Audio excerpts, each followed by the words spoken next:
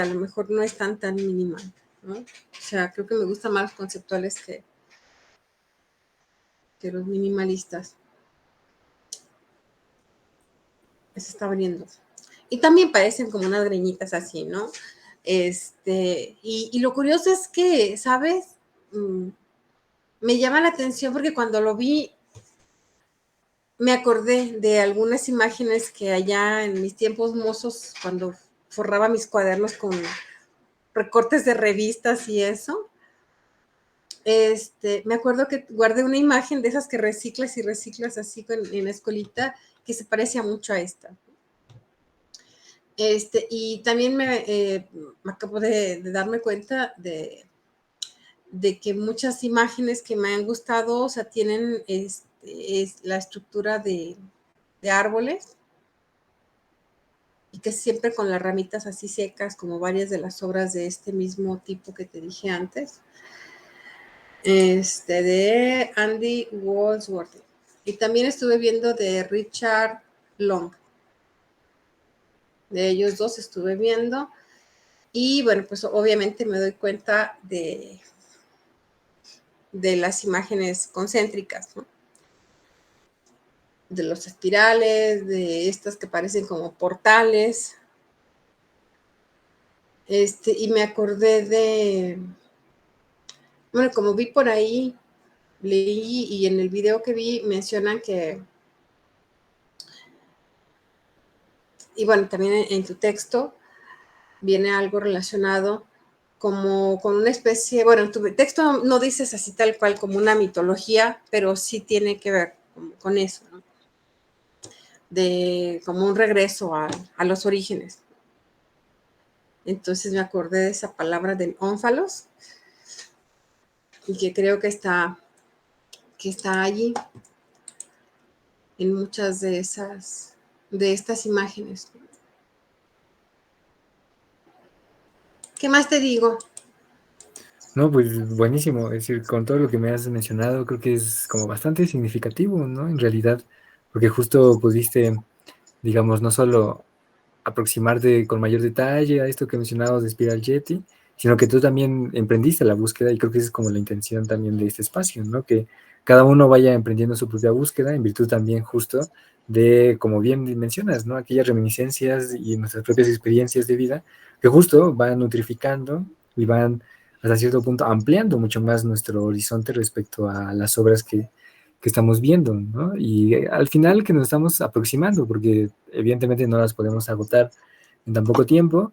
Y esto que señalas en un principio me pareció muy llamativo, ¿no? Por un lado, el hecho de que, en efecto, ¿no? A partir de 1960, ¿no? En la medida en que la producción artística comienza a, digámoslo así, a multiplicarse en términos de forma, de métodos, de intenciones y demás, y particularmente también justo en virtud de los medios en los cuales circula el arte, ¿no? Es decir, si anteriormente la producción artística únicamente circulaba en determinados medios, ¿no? Sea el museo, sean, digamos, las casas de los burgueses, ¿no? Que podían como albergar una gran colección de arte, ¿no? Ahora justo como que se va democratizando el acceso al arte y eso también implica también una democratización de los medios, ¿no? Y es por ello que, pues justo en nuestra época contemporánea, a partir justo del Internet y demás instancias semejantes, va complicando mucho más, digámoslo así, el vínculo que podemos establecer con dichas obras de manera sistemática, ¿no? Es decir, no es como ir a una biblioteca y pues ya están como catalogadas por color o por número o por letras, sino que ahora justo hay una búsqueda mucho más, digámoslo así, como en términos heideggerianos, ¿no? Así como esos que se pierden en el bosque, ¿no? Un poco así, pero la particularidad aquí es que puede ser como muy susceptible esa búsqueda de, evidentemente, perdernos, ¿no? Así como de pronto, al no encontrar nada, digamos, tan evidente, ¿no? Justo como que complica nuestro interés, ¿no? Y como bien dices, ¿no? Es decir, una cosa nos lleva a la otra y así sucesivamente, ¿no? Y a lo mejor terminamos en otras al final es la lectura hipertextual, ¿no? Es decir, en pocas Claro. palabras, ¿no? Es decir, la lectura hipertextual justamente tiene que ver con esa posibilidad de que no es un asunto tan lineal, ¿no? Pero creo que me agrada bastante que ya pues hayas emprendido la búsqueda, que también por ahí he visto algunos referentes de artistas contemporáneos, ¿no? Particularmente esos dos que mencionabas, ¿no? De María Elena da Silva y el anterior artista, ¿no? Que también, Andy Walsworthy. No lo había escuchado en realidad, o sea, no los había identificado y eso pues a mí me anima bastante porque justo incluso de como para también después ver en qué medida se puede escribir algo de ellos. Así de reojo con lo que ha hecho Walsworthy, así pues, me parece una obra muy interesante, porque como que también retoma pues esto que justamente y curiosamente a mí se me pasó, ¿no? También de revisarlo en la clase pasada, que el minimal art y buena parte de las prácticas artísticas que revisamos bien pueden considerarse como land art, ¿no? O como el arte de la tierra, así Ujú. básicamente. Pero creo que es un buen horizonte que ya lo hayas detectado por ahí, porque permite ensanchar todavía más nuestra mirada, ¿no? Y pues sí, o sea, sería muy bueno que por ahí si recuperaste algunas obras o algunas imágenes o algún link, si puedes, a lo mejor armar o en el mismo pad, ¿no? Este del taller entre líneas, ahí publicar nada más los enlaces o los nombres de las obras que te llaman la atención, porque me parecen que son obras bastante sugerentes, ¿no? En el último caso de Richard Long sí lo había escuchado. A mí particularmente Richard Long me gusta bastante, como por esto digamos, que creo que hasta a cierto punto radicaliza el hecho de la materialidad, ¿no? Y de la experiencia mínima en términos de cómo, digamos, el trazo mismo que va dejando en un sendero, ¿no? Es justo la plasmación de una línea, ¿no? Y que la fotografía ayuda justo a dar soporte material a tal obra o tal práctica, ¿no? Entonces, por ahí sí, de Arlong me ha gustado bastante, ¿no? Entonces, qué bueno que también hayas llegado también por esa vía a Richard Long. Eh, y sí, muy bien, pues creo que va bastante, creo que, no sé, ¿cómo lo ves, Rocío? ¿Cómo te sientes ahora con estos fundamentos y así? Pues hay cosas que, bueno, como te digo que todo es nuevo, apenas pues todavía estoy en mis pininos, pero en el video que vi, que quién sabe en qué página lo vi, pero por ahí lo dejé en una de las pantallas,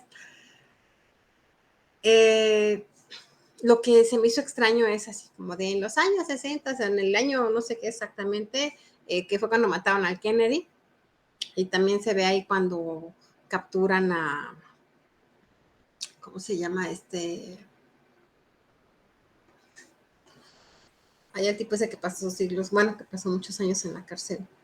Este, bueno, pues, o sea, ahí como los problemas sociales y no sé qué.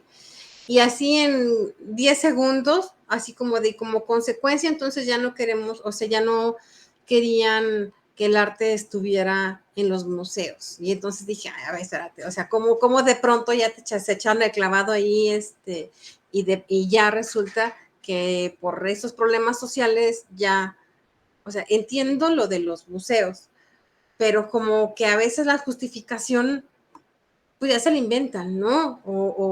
Entiendo más como una reacción en contra de las cosas, pero de la situación de que el arte siempre esté metido en los museos, pero como vincularlo directamente con que asesinaron al presidente, se me hace como que no tiene nada que ver. Eso venía en el video, ¿no? O sea, eso y otras situaciones sociales, ¿no? Y me gustó mucho lo de la idea de la Tierra, de que vuelva, o sea, que las cosas regresen a su estado como originario. Eh, ¿Qué más? Déjame ver mis apuntes aquí porque nada más hago anotaciones. En la sesión anterior dejé anotado, ¿no? Esto que dijiste tú de la relación de la tierra-mente o algo así material y el tema del lenguaje. Y entonces me acordé de la idea esa del mito del eterno retorno. Y me acordé de Ónfalos, lo había dejado anotado y anoté lo de a humano, que todavía no le agarro en la onda. Y hoy anoté eso, de que tenía que ver, o sea, con lo de los museos, la muerte de Kennedy. Y me llamó la atención porque, bueno, con lo del ónfalos, con la de las imágenes circulares y esto, obviamente pensé en los mandalas. Y viene en el video también algo acerca de los mandalas. Otra es el tema de bueno, esto ya lo habíamos platicado, de que tienen que ser obras que sean como grandotas, que necesiten una percepción diferente, y que sean lugares, pues así como por allá, aislados, ¿no? Que era lo que yo no entendía. Y el vínculo con las imágenes como prehistóricas, eso ya lo habían mencionado ustedes en la sesión anterior. Y otra que, bueno, es como lógica, pero me gustó que se mencionara, es el tema de la entropía. Muy bien, sí. Justo creo que esos apuntes que has mencionado son relevantes porque tienen que ver en buena medida con, digamos, el tránsito a lo que probablemente veremos quizá con un poquito más de detalle el día de hoy. Y que no es casual, ¿no? Es decir, no es para nada casual que estos apuntes te hayan llevado como, digamos, a estas vinculaciones respecto al el retorno de Nietzsche, ¿no? Pero también como a estas, digamos, consonancias con, digámoslo así, planteamientos orientales, ¿no?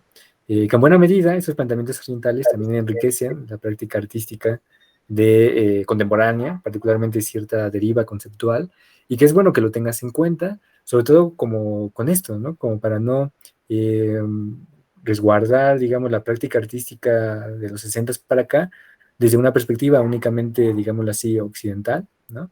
Y a su vez tampoco limitarlo a la lógica museística, que si bien es curioso, ¿no? Eso que mencionaba sobre cómo vinculaban estos fenómenos, digamos, pues sí, conflictos políticos y demás, con la práctica artística, ¿no?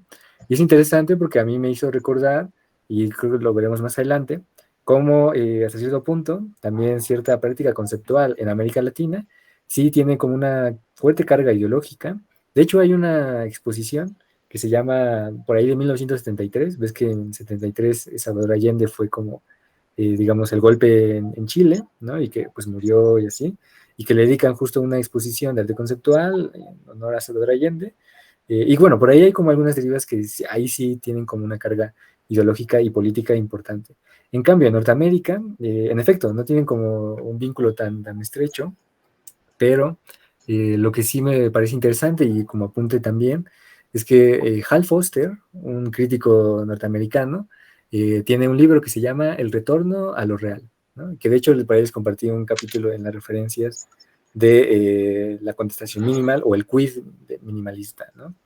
Y en buena medida, a lo largo de ese libro, del retorno de lo real de Hal Foster, plantea como un rastreo de, bueno, en qué se asemejan las vanguardias, estas vanguardias de principio del siglo XX, con las neovanguardias, que podían asociarse con, digamos, el arte conceptual, el arte minimalista y las prácticas que vienen después, ¿no?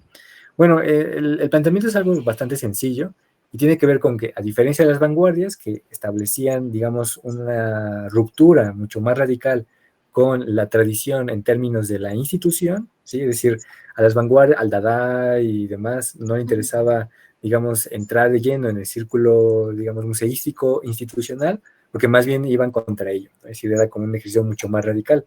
En cambio, las neovanguardias, curiosamente, y este es un buen apunte que realizas, dependen de la legitimación también museística, ¿sí?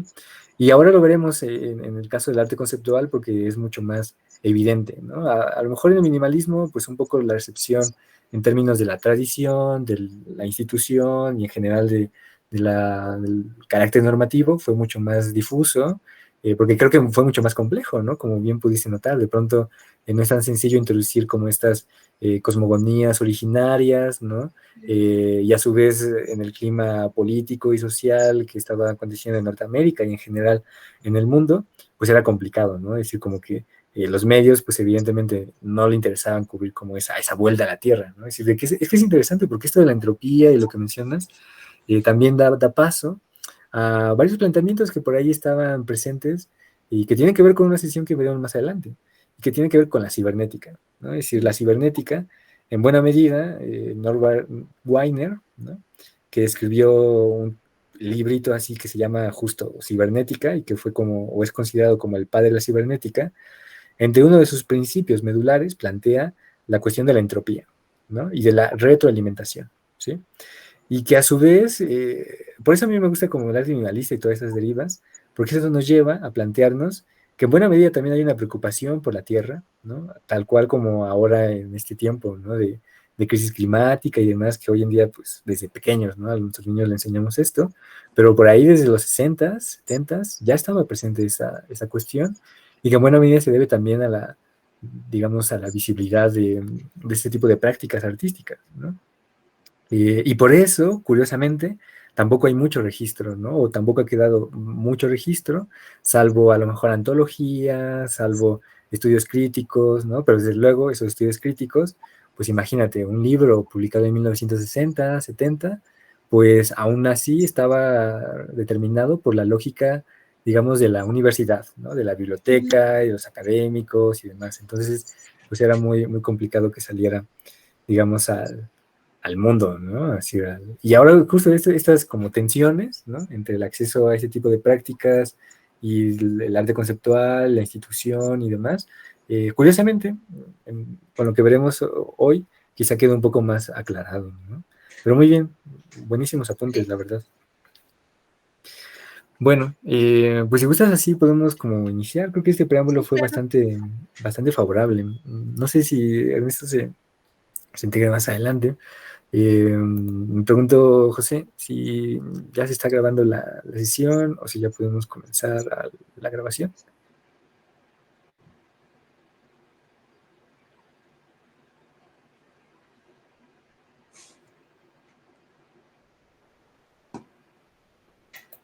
Bueno, no escucho No dijo.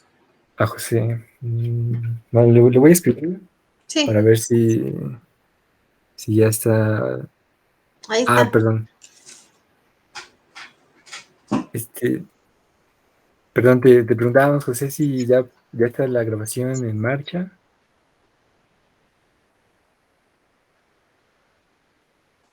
Ah, muy bien, muy bien. Entonces ya podemos seguir, ¿no? Ah, perfecto. Ah, perfecto. Ah, muy bien, muchas gracias. Gracias. Bueno, pues mira, para avanzar, como pues, al final las sesiones se quedan grabadas, pues Ernesto también tendrá acceso más adelante. Preparé igual también como una breve diapositiva, sobre todo como para, digamos, tener mucho más a la mano algunos apuntes, ¿no? Y en realidad tiene que ver con esto, ¿no? Yo le titulé Un vistazo filosófico al arte conceptual, pero en realidad tiene que ver más bien con generalidades, ¿no? Es decir, cómo se vincula el arte conceptual con la filosofía, ¿no? Y con cierta manera también de hacer filosofía en el siglo XX. Entonces, pues estos son apuntes más bien, ¿no? Filosóficos sobre el arte conceptual. Recordemos que el arte conceptual está muy ligado a la filosofía, ¿no?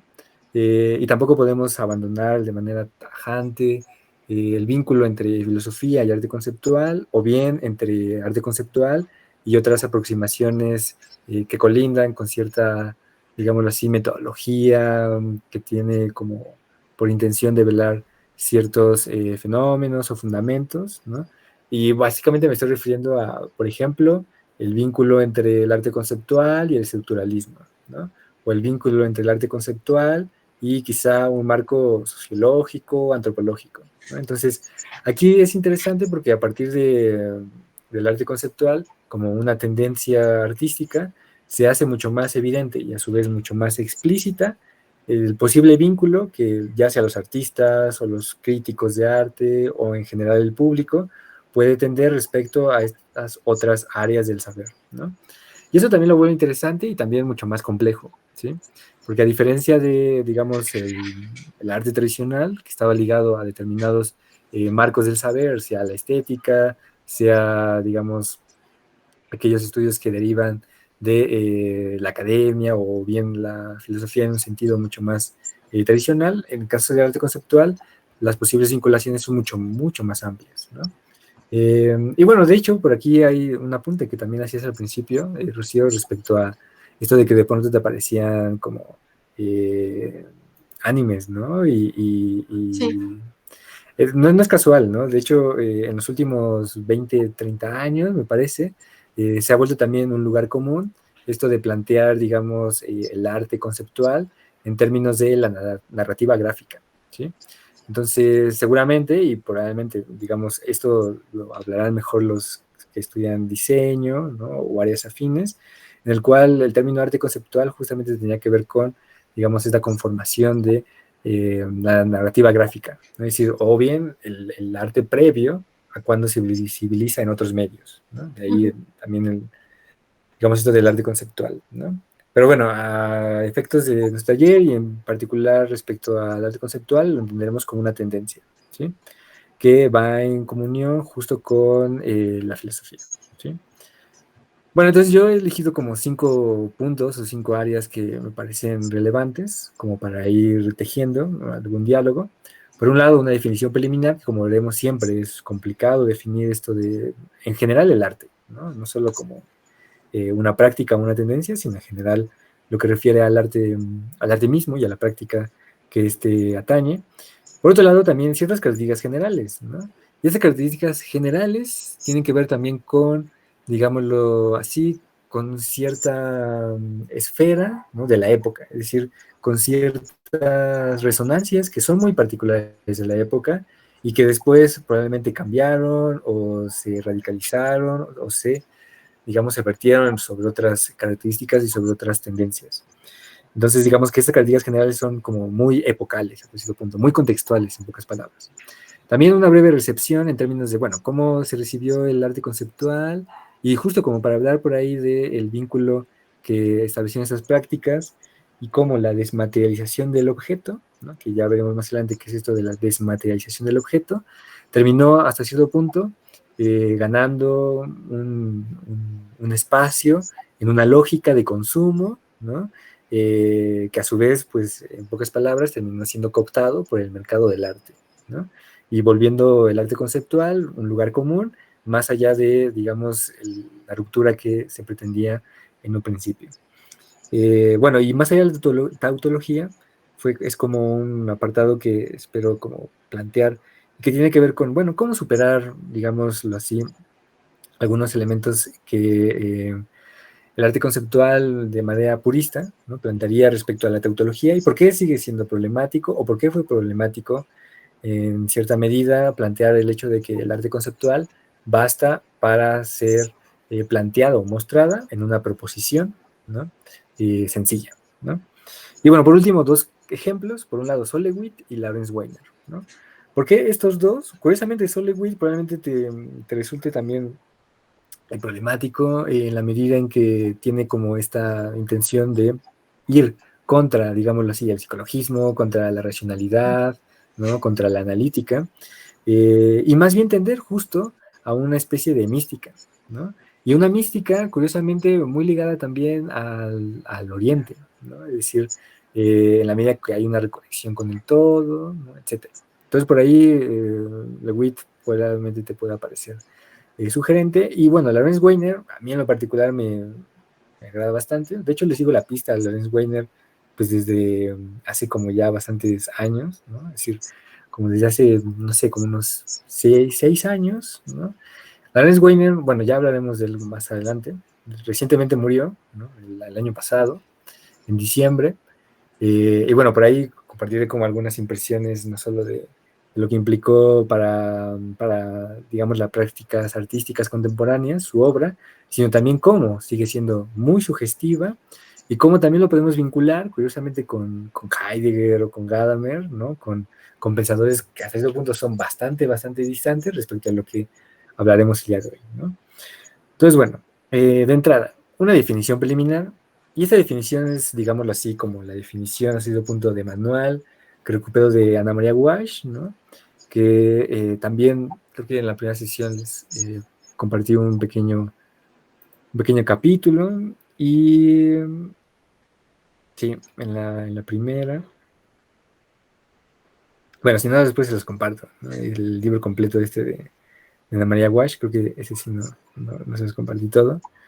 Eh, y bueno, Ana María Walsh tiene también otro capítulo que se refiere al arte conceptual, y ahí me gusta como esta definición porque es como, digamos, muy concreta, ¿no? Y que menciona a rasgos generales un poco de las intenciones de cómo podemos arrancar respecto a un tratamiento del arte conceptual, ¿no? Y bueno, básicamente ella diría lo siguiente: es una tendencia desarrollada inicialmente en Estados Unidos, pero que tuvo rápida proyección internacional desde finales de los 60 hasta mediados de los 70. Culminó el proceso de desmaterialización y de autorreferencialidad de la obra de arte, iniciado tiempo atrás como respuesta al formalismo norteamericano. ¿Vale? Bueno, estos dos puntos me parecen importantes. Por un lado, esto de que la tendencia a cierto punto inició en Estados Unidos, no es casual en la medida en que implica, y ya veremos más adelante, que los principales exponentes tienen un fuerte vínculo con la filosofía analítica, particularmente la filosofía de Wittgenstein, la de Ayer, ¿no? La de Carnap, entre otros, ¿no? Y bueno, pues esto también es una tendencia, digamos, en la academia misma de la universidad en Norteamérica, ¿no? Particularmente de habla anglosajona. Claro, esto no fue el caso para Europa, ¿no? Para Alemania o Francia, ¿no? Que tenían como otras formas de aproximarse a la filosofía y cómo leer también la filosofía. Y por ello es que en Estados Unidos inicia esto, pero curiosamente tiene una rápida proyección internacional, ¿no? Creo que también motiva la pregunta siguiente: ¿por qué el arte conceptual, digamos, se extendió de manera tan rápida, ¿no? Y a su vez de manera a una escala global, ¿no? ¿Por qué? Porque no solo recorrió el centro de Europa, ¿no? Digamos Francia, Alemania, Gran Bretaña, etcétera, sino también otros lugares como Europa del Norte, ¿no? Por ahí Serbia, ¿no? E inclusive también, digámoslo así, lugares que en cierta medida no estaban tan presentes en cómo se centralizaba la práctica artística y cómo se miraba, y de ahí el punto, digamos, clave del arte conceptual es que también ganó terreno en América Latina, ¿no? En México, desde luego, ya más adelante mencionaremos como algunos referentes, también en Argentina, ¿no? Eh, y curiosamente, tanto en Argentina como en México, fue como un diálogo bastante, digámoslo, directo con los principales exponentes de Estados Unidos, porque en a Argentina iban, digamos, Joseph Kosuth, entre otros, ¿no? O Lucy Lippard, etcétera. Y eso es bien interesante, ¿no? Sobre todo como para la época en la cual, pues, las dificultades también, digámoslo así, del clima ideológico y social, pues estaban como en una, pues digámoslo así, como una burbuja que pues, uno no sabía qué esperar, ¿no? Supongo que en aquella época los cambios eran bastante, digámoslo así, pues distintos de unos años a otros, o de unos meses a otros, ¿no? Entonces, bueno, eso como para que lo tengamos en cuenta, ¿sí? Que en efecto la proyección internacional hasta cierto punto también ayudó para complicar mucho más el asunto de la definición de arte conceptual, ¿no? Y bueno, esto del proceso de desmaterialización y de autorreferencialidad, creo que a cierto punto ya tenemos un cierto recorrido respecto a esto de la desmaterialización, ¿no? En cierta medida, el arte minimal plantearía como una vuelta sobre la materia, pero justo como para desmaterializarla en virtud de los referentes comunes, ¿no? Es decir, no únicamente a partir de los materiales tradicionales, sino desde otros, ¿sí? A esto un poco se refiere este atisbo de la desmaterialización. Y la autorreferencialidad tiene que ver básicamente con lo que pensaban Robert Morris o Robert Mitchum, entre otros, respecto a, bueno, cómo practicar arte en este tiempo, ¿no? O qué tipo de arte, o cuál sería, digamos, la intención, a cierto punto, digámoslo así, poética del arte, ¿no? Entendiéndolo como poiesis, ¿no? Y bueno, por ello es que la autorreferencialidad llegará como, digámoslo, al clímax, ¿no? Probablemente, y me aventuro a decir que es el máximo clímax que ha experimentado, digámoslo así, la experiencia de la obra de arte, al menos en Occidente, ¿no? Desconozco totalmente cuál haya sido el flujo en Oriente, pero al menos en Occidente, me parece que con los 60s y con la llegada del arte conceptual, se experimentó esto que, ¿te acuerdas que creo que leíamos en la primera sesión sobre Hegel, ¿no? Y cómo Hegel plantearía que ahora el arte pues ya está desvinculado de la vida, y ese ya no era el arte, digamos, de los griegos, en los cuales la tragedia era un asunto, digamos, lo experiencial, vivencial, ¿no? Y que no se necesitaba, digamos, un acercamiento reflexivo, digamos, a la tragedia para vivirla. Ahora, como plantearía Hegel, ¿no? El arte implica una ayuda que sería, ¿cuál ayuda? La de la reflexión, ¿no? La del pensamiento. Es decir, ahora nos acercamos a las obras de arte con el pensamiento, con la reflexión, ¿sí? Es interesante porque me parece que, como trato como de aventurar, el arte conceptual es como el clímax de esa intención, ¿no? O de esa premisa, y que es bien, bien interesante y curioso porque a partir de ello, curiosamente también se disgrega la posibilidad de plantear un marco, digámoslo así, de pensamiento específico para aproximarnos al arte, ¿no? Ahora hay, digamos, como que se multiplican y se difuminan entre distintos campos del saber que, en efecto, disminuye la posibilidad de tener un marco conceptual o un marco de pensamiento para ya sea experimentar una obra de arte o bien leer una obra de arte, ¿no? En pocas palabras. Entonces, es digamos como que se llegó a la cima y de la cima, pues corresponde más bien bajar, ¿no? Y ver lo que quedó en aquellas otros pisos, ¿no? Y por ahí esta figura o esta metáfora que planteo respecto a se llegó a la cima y los pisos que están, digamos, antes, son como esos lugares que un poco o apenas la investigación académica, ¿no? Y artística está empezando también a prestarle atención, ¿no? Básicamente. Como esos Pues, lugares olvidados, ¿no? Adelante, adelante. cuando dices, pues, que como parte de la autorreferencialidad, es que no tiene un marco conceptual. Bueno, parte de esa idea es que no hay un marco conceptual, o sea, un marco de pensamiento previo de la obra para poderla experimentar, más o menos, ¿verdad? Y cuando pienso en la obra esta de la piedrota, ¿cómo se llama? Bueno, Levitated Math, es, ¿no? Algo es así.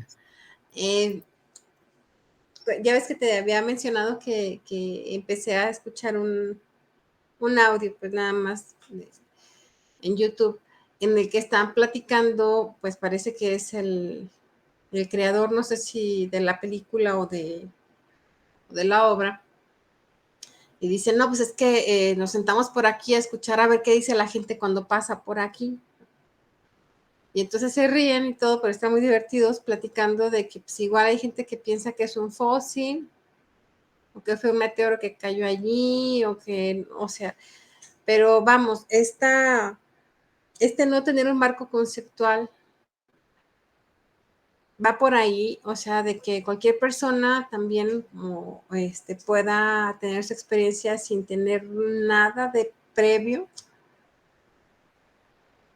Sí, creo que justo va por ahí el asunto respecto al hecho de, por autorreferencialidad aquí, lo que apunta Wash y un poco también lo que podemos entender tiene que ver con una autorreflexión sobre la obra de arte, ¿sí?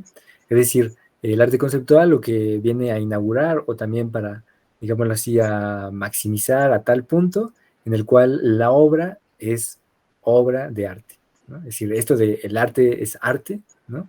Evidentemente es una proposición bastante sencilla y bastante ingenua, ¿no? Hasta cierto Ujú. punto, pero en efecto a eso se refiere la autorreferencialidad, ¿no? Es decir, digamos, la reflexión sobre la obra de arte descansa en la propia obra de arte, ¿sí?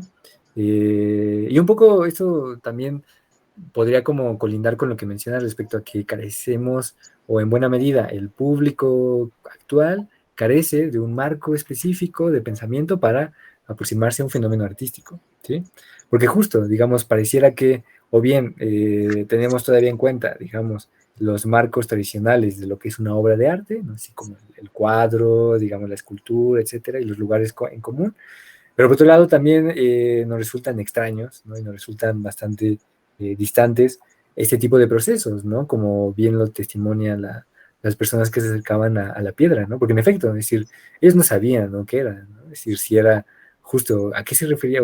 Era un proceso, digamos, industrial, ¿no? Que ya sabes, ¿no? Iba a ser como, digamos, el material para otro gran proyecto, y etcétera. Y al final dándose cuenta de que más bien se trata justo de una práctica artística, ¿no? Entonces, por ahí un poco está el lugar, digamos, en común, ¿no? Y también por autorreferencialidad tiene que ver con esto de que, ¿cómo nosotros, como público, como, digamos, eh, pues sí, como críticos, también hasta cierto punto, podemos agotar o bien rejuvenecer la pregunta por la obra de arte, ¿sí? Es decir, ¿cómo este rejuvenecimiento o la pregunta respecto a la obra de arte también digámoslo así, erosionado a tal grado que hoy en día es como muy raro, ¿no? Como muy poco frecuente esto de preguntarse, bueno, ¿por qué es la obra de arte? ¿No? ¿Qué es la práctica artística? ¿Sí? A lo mejor esto ha quedado colindado únicamente al marco académico, ¿no? Pero lo que se trata es también como de plantearnos ciertas herramientas para que el público también se haga esa pregunta, ¿no? Es decir, de, bueno, ¿qué es lo que estoy viendo? Es decir, estoy viendo obra de arte, estoy viendo otra cosa, ¿qué es lo que estoy viendo? ¿Qué es lo que estoy experimentando? ¿No? Y por eso, esto que es un estatuto, no solo en términos ontológicos, sino también epistemológicos, ¿sí? Entonces, por ahí un poco va el asunto. Uh-huh. Otra cosa que quería mencionar hace rato y ahorita que dices lo del lugar común, o sea, yo pienso que a la larga todas acaban siendo lugares comunes. A fuerza como que se va desgastando la idea de, vamos, cuando, a medida que se va como sobreentendiendo, digo, porque primero es, me imagino, el asombro, ¿no?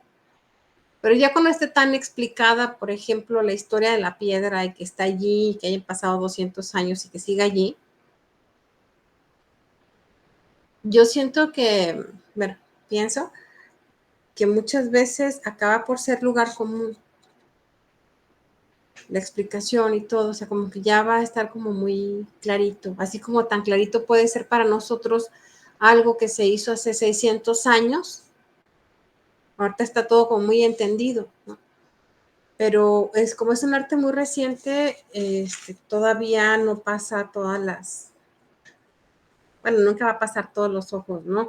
Pero muchas experiencias entre unas personas y otras pues se parecen. ¿Qué piensas de eso? En efecto, creo que justo también afirmaría, ¿no? Que esa es la idea, esa es la, digamos, la intención, ¿no? Que la práctica artística se vuelva un lugar común, ¿no? Y en efecto, como dices, es decir, estas prácticas, al ser relativamente recientes, ¿no? En términos, digamos, de época, justo todavía no logran, digamos, pasar los focos, pero eso es como lo problemático un poco, ¿no? Porque creo que en nuestra época contemporánea, digamos, ya no teje su temporalidad en términos, digamos, lineales, específicos, como a lo mejor en siglos pasados lo era, ¿no? Ahora como que más bien las temporalidades que nuestra época tiene que lidiar son sumamente distintas, ¿no? Y estas distintas temporalidades es justo frente a lo que tenemos que lidiar, ¿no? Y eso lo hace mucho más problemático, porque los lugares en común de ciertas, digámoslo así, comunidades, ¿no? Para referirnos a ciertas prácticas artísticas, resultan a cierto punto problemáticas, ¿no? ¿Por qué? Porque básicamente no pasan, digamos, por, digamos, pues básicamente esto, ¿no? Que has mencionado de manera muy puntual, ¿no? El hecho de que pues las personas sea, digamos, algo tan familiar, tan reconocible, ¿no? Tan explicado hasta cierto punto, tan evidente, y que en nuestra época, digamos, les ha costado un trabajo lidiar con ello, ¿no? Prueba de esto es que probablemente, ¿no? En un par de décadas, ¿no? Los estudios respecto a esto mismo también terminen por ser, digamos, algo añejo, ¿no? Algo también muy distante. Y creo que, no sé, al menos es mi impresión, porque a lo mejor yo ya me he dedicado cierto tiempo con esto, pero como que tampoco intenta o se hace como cierta lucha porque esto se vuelve un lugar común. Más bien lo contrario, ¿no? Es decir, como que se intenta desplazar justo para, más bien, de nuevo, enmarcar ciertas estructuras hegemónicas de experiencia artística y demás, que, digamos, complican el asunto, ¿no? Pero bueno, muy bien. Justo esto lo iremos matizando más adelante, pero adelante, adelante. Tengo una pregunta que me da algo de pena, pero la tengo que decir. Cuando estaba viendo las imágenes, bueno, vínculo de que se haya desarrollado principalmente en Estados Unidos. cuando Estados Unidos no ha sido precisamente un país como muy elogiado en el arte y en la filosofía. Y que tengan estas figuras que se parecen a imágenes como prehistóricas y que tengan que ver con cosas muy elementales, como la circularidad o lo concéntrico, los espirales, y que se haya dado en una época en la que fue así como también el vuelo, o cómo puedo decir, como la moda o las ideas estas de que estábamos siendo observados por extraterrestres, ¿no?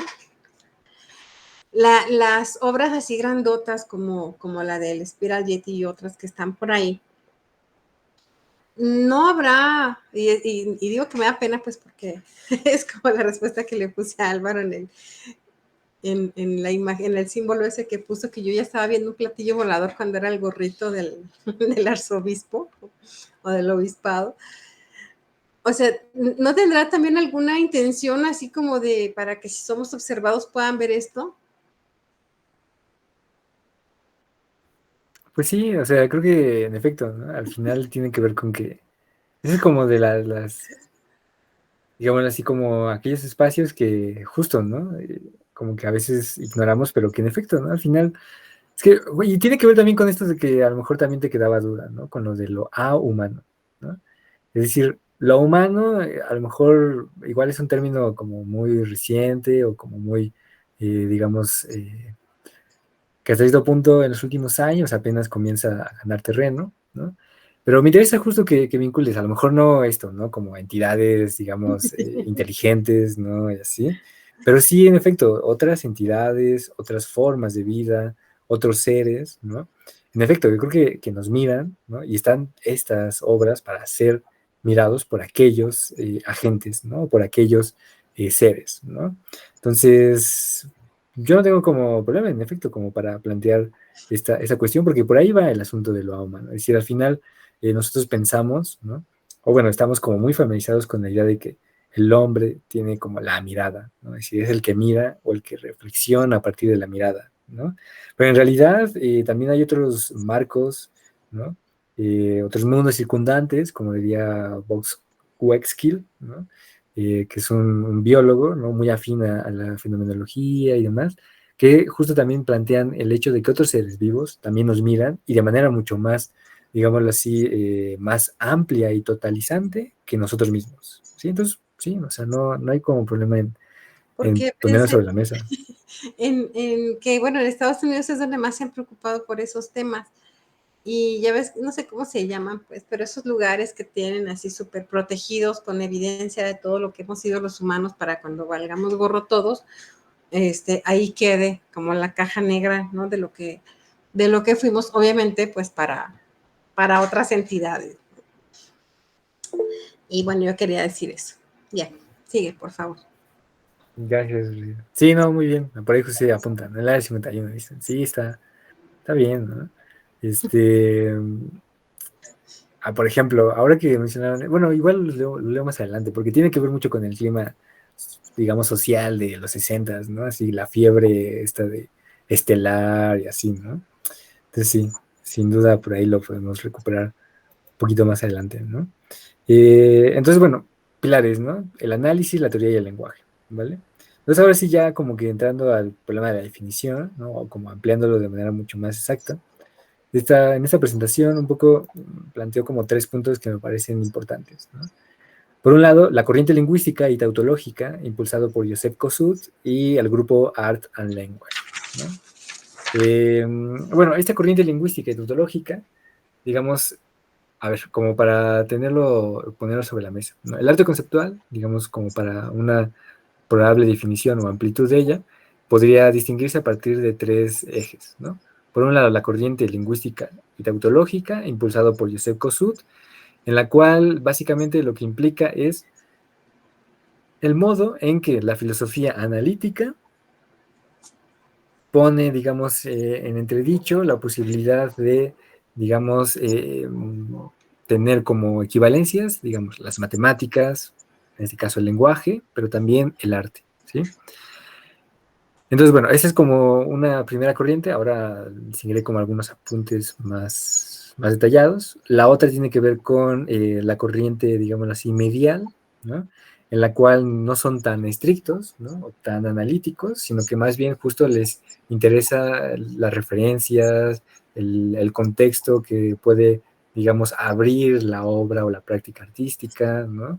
Y que en cierta medida son impulsados particularmente por Lawrence Weiner y Sol LeWitt, ¿no? Y bueno, por último, una tercera que, digamos, recientemente ha estado presente y que tiene que ver con los llamados conceptualismos desde América Latina, en los cuales estos más bien tienen un fuerte peso de carácter ideológico, ¿sí? Entonces, bueno, primero, la corriente lingüística y tautológica de Joseph Kosuth es importante, ¿no? A lo mejor como esto que decía Wash al principio, ¿no? A finales de los 60 y principios de los 70. En realidad, si podemos abarcar, digamos, la tendencia del arte conceptual en años, podemos mencionar no más de una década, ¿no? Es decir, particularmente de 1967 a probablemente 1974, ¿no? Por ahí un poco digamos, la época que marca esta tendencia, ¿no? ¿Y por qué estos tan pocos años, ¿no? Si hoy en día seguimos como hablando de un cajón común, ¿no? El arte conceptual, etcétera. Pues bueno, porque en esos años, ¿no? Por un lado, comienzan las primeras tentativas de exponer ese tipo de obras, ¿no? Y por otro lado, también al final, digamos, de esta década, ¿no? Que se ha planteado, también comienza, digámoslo así, digamos, un aplanamiento, ¿no? De la práctica del arte conceptual. Es decir, se aplana a tal punto que se vuelve, digámoslo así, otro movimiento cooptado por el mercado del arte, ¿no? Entonces, así, en esos términos podemos plantear esta década del arte conceptual, ¿no? No más, no menos. Y bueno, ¿por qué? Primero, Joseph Kosuth, pues leyó bastante a Wittgenstein, a Ayer y a Carnap, ¿no? Entonces, esta noción que tenemos nosotros del arte conceptual en la cual prima el concepto, tiene que ver con lo que Joseph Kosuth recuperaría me parece que en 1969, en un ensayo que se llama eh, Arte después de la filosofía, ¿no? Es decir, después de la filosofía adviene el arte, ¿sí? Y bueno, en ese ensayo, entre, digamos, los principales aportes que podríamos desentrañar de tal escrito, tiene que ver con definir el arte como idea. Es decir, dos veces, ¿no? El arte como idea, como idea. ¿Qué quiere decir esto? Bueno, en primera instancia, el arte, y eso es a lo que mencionamos al principio de la autorreflexibilidad de la obra de arte, o de la autorreferencialidad, es que el arte tiene que mostrar por sí mismo su condición de arte. ¿Cómo logra este mostrar por sí mismo su condición digamos, de obra de arte o de práctica artística? A partir de proposiciones, ¿sí? Y esto es como muy afín a la filosofía analítica, ¿no? Porque en buena medida los planteamientos de Carnap, ¿no? O bien los planteamientos de Wittgenstein, particularmente del primer Wittgenstein del Tractatus, ¿no? Esto de que de lo que no se puede hablar hay que callar y de que los límites de mi mundo son los límites del lenguaje, ¿no? Pues tiene que ver con ello, con la forma en la cual podemos plantear digamos así, una respuesta, ¿no? Ante la realidad únicamente a partir del lenguaje, ¿sí? ¿Puedes repetirlo, por favor? ¿Desde dónde, más o menos? Se me fue. Eh, o sea, cuando, bueno, dices del arte como idea, y que esto tiene que ver con la autorreferencialidad. Pero cuando dices lo que dijiste justo antes de que es a partir de proposiciones, o sea, a partir de las proposiciones, ¿qué? Ah, muy bien, muy bien. Eso también me da cabida para matizarlo de mejor modo, ¿no? Hacemos lo siguiente. Hoy en día pensamos el concepto, ¿no? Como una suerte de abstracción o como una distancia respecto a un estímulo empírico, ¿sí? En esa medida, el concepto estaría ligado a lo mental, ¿vale? Entonces, esta, digamos, relación entre lo mental y el concepto remite particularmente a cierta forma de plantear la realidad que tiene que ver con la proposición aristotélica, ¿no? Es decir, es como bastante lejos, ¿no? Claramente, pero creo que es como un buen, digamos, arranque, ¿no? ¿Qué dice la proposición aristotélica? ¿O cómo podemos entender lo que dice Aristóteles respecto a una proposición, ¿no? Pues que básicamente esto, una proposición es dicha, ¿no? Cuando tiene el carácter de verdad y de falsedad, ¿sí? Pero, espera. Ujú. O sea, antes habías dicho que la obra de arte tendría que, bueno, enmarcada en esto, tendría que como defenderse por sí misma, es más o menos lo que entendí. Pero yo cuando vi el documental, la conferencia que te mencioné el lunes, decía que el arte conceptual tiene que ser como explicado por su creador, para que tenga como esta carga filosófica, ¿no es cierto? Sí, sí, justo. Esa es como otra, la corriente más bien de Sol LeWitt, ¿no? Sol LeWitt plantearía que, pues justo, el arte desde su punto estaría como planteado en virtud de la mediación de quién crea eso, ¿no? Pero Pero también, no es curiosamente, lo mismo que la proposición, que a lo que te estás refiriendo aquí, ¿verdad?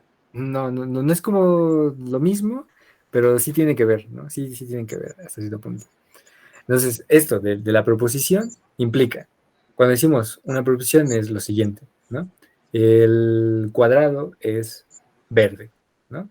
El cuadrado es verde, ¿no? En la medida en que asume cierta respuesta respecto a la realidad y que nosotros podemos distinguir si es verdadero o falso, ¿vale? ¿Cómo distinguir si es verdadero o falso? A lo mejor por un referente objetivo, ¿no? Etcétera, ¿vale? Digamos, esa es como la proposición, ¿sí? Entonces, cuando Joseph Kosuth un poco tiene la intención de plantear el arte como idea, implica la posibilidad de que estas proposiciones son planteadas desde el arte mismo, ¿sí? ¿Cómo es esto? ¿Cómo una proposición puede ser planteada desde el arte mismo para develar, hasta cierto punto, mostrar, digámoslo así, un evento o un fenómeno que por sí mismo tiene, digámoslo así, su evidencia, ¿no? Bueno, por aquí hay un ejemplo, ¿no? La primera imagen que está acá es, digamos, a lo que se refiere esto de, y también como digamos, la fuente de lo que bebe Kossuth para aprender sus obras, ¿no? Entonces imagínate esto, ¿no? Primero, una pala, ¿no? Tal cual, una pala, el objeto. Después, justo, la pala, pero ahora en fotografía, ¿no? Y finalmente, la pala, pero en tanto definición, ¿sí? Entonces, como puedes notar, son tres instancias y que a su vez tiene que ver bastante con, digamos, cómo leer esta obra, ¿no? En términos también de semiótica, ¿no? Es decir, el significante, el significado, ¿no? Etcétera, ¿sí? Referentes. Exacto, el referente. Y por ahí un poco va el asunto respecto a la intención de Kossuth, ¿no? La obra de arte, ¿no? Guarda su propia evidencia en la medida en que la proposición por sí misma puede decir algo sobre la obra. Es decir, no es necesario, digamos, una carga metafórica, no es necesario una carga, digamos, reflexiva, ¿no? Sino que por sí misma la proposición ya implica un acontecer artístico, ¿sí? Esto en Joseph Kosuth. Y bueno, este evidentemente en gran medida también es, digámoslo así, ampliado por el grupo de Art and Language, ¿no? Este grupo de Art and Language plantearía lo siguiente, ¿no? Este cuadro negro que ves aquí, ¿no? Y que a un lado hay un cuadro blanco con un par de palabras, dice lo siguiente, y creo que va muy bien en el camino que planteabas o que sospechaba respecto a que solo el creador conoce, digamos, el contenido de la obra, y que tiene que ver con lo siguiente, ¿no? Entonces imagínate, este cuadro negro, ¿no?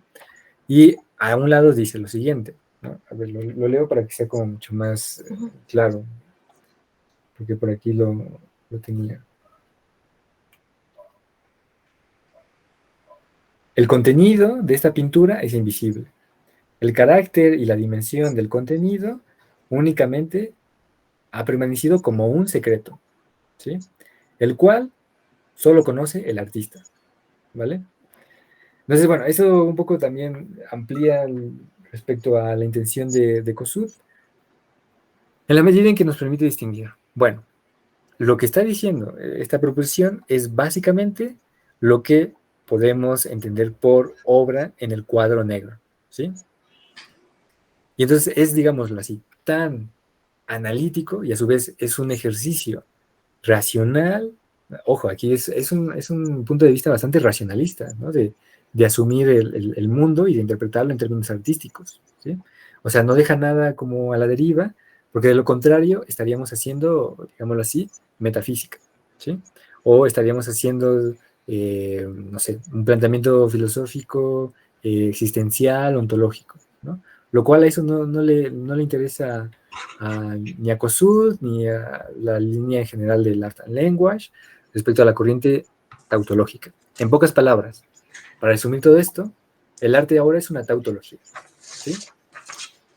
Entonces, ¿cómo entender ahora esto de que el arte es tautología y que en buena medida lo podemos sospechar justo a partir de la noción del arte como idea, ¿no? Y esto, digámoslo así, bebe directamente de lo que plantearía Wittgenstein cuando define él mismo la tautología, ¿no? Entonces, me parece importante compartir esto de la tautología porque creo que no lo podemos como pasar de vista.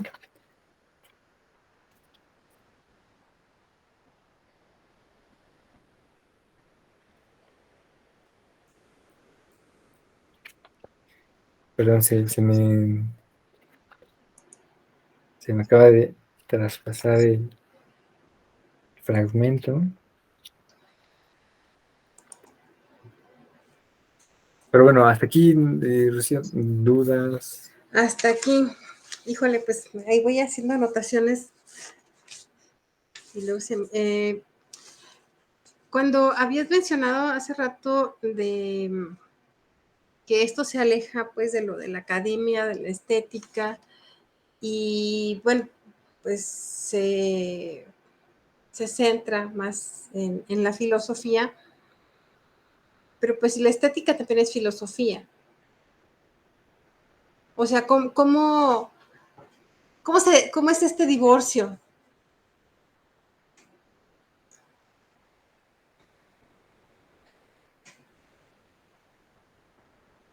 Porque cuando lo dicen así como de la academia, yo entiendo que es el crítico de arte, el crítico del museo, ¿no?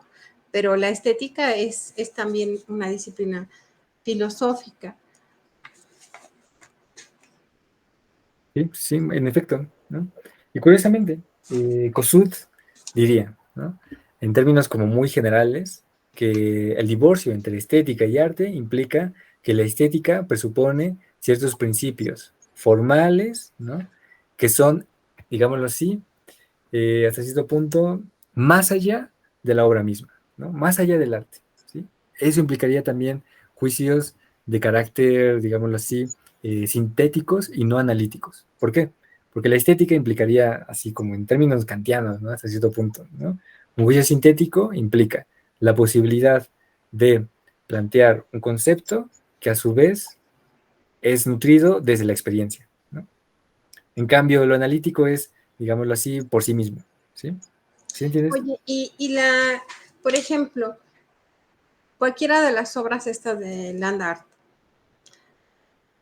te sacas una foto y esa foto la pegas en el museo. Ya cuando esa foto está allí exhibida en un museo, ya no es conceptual.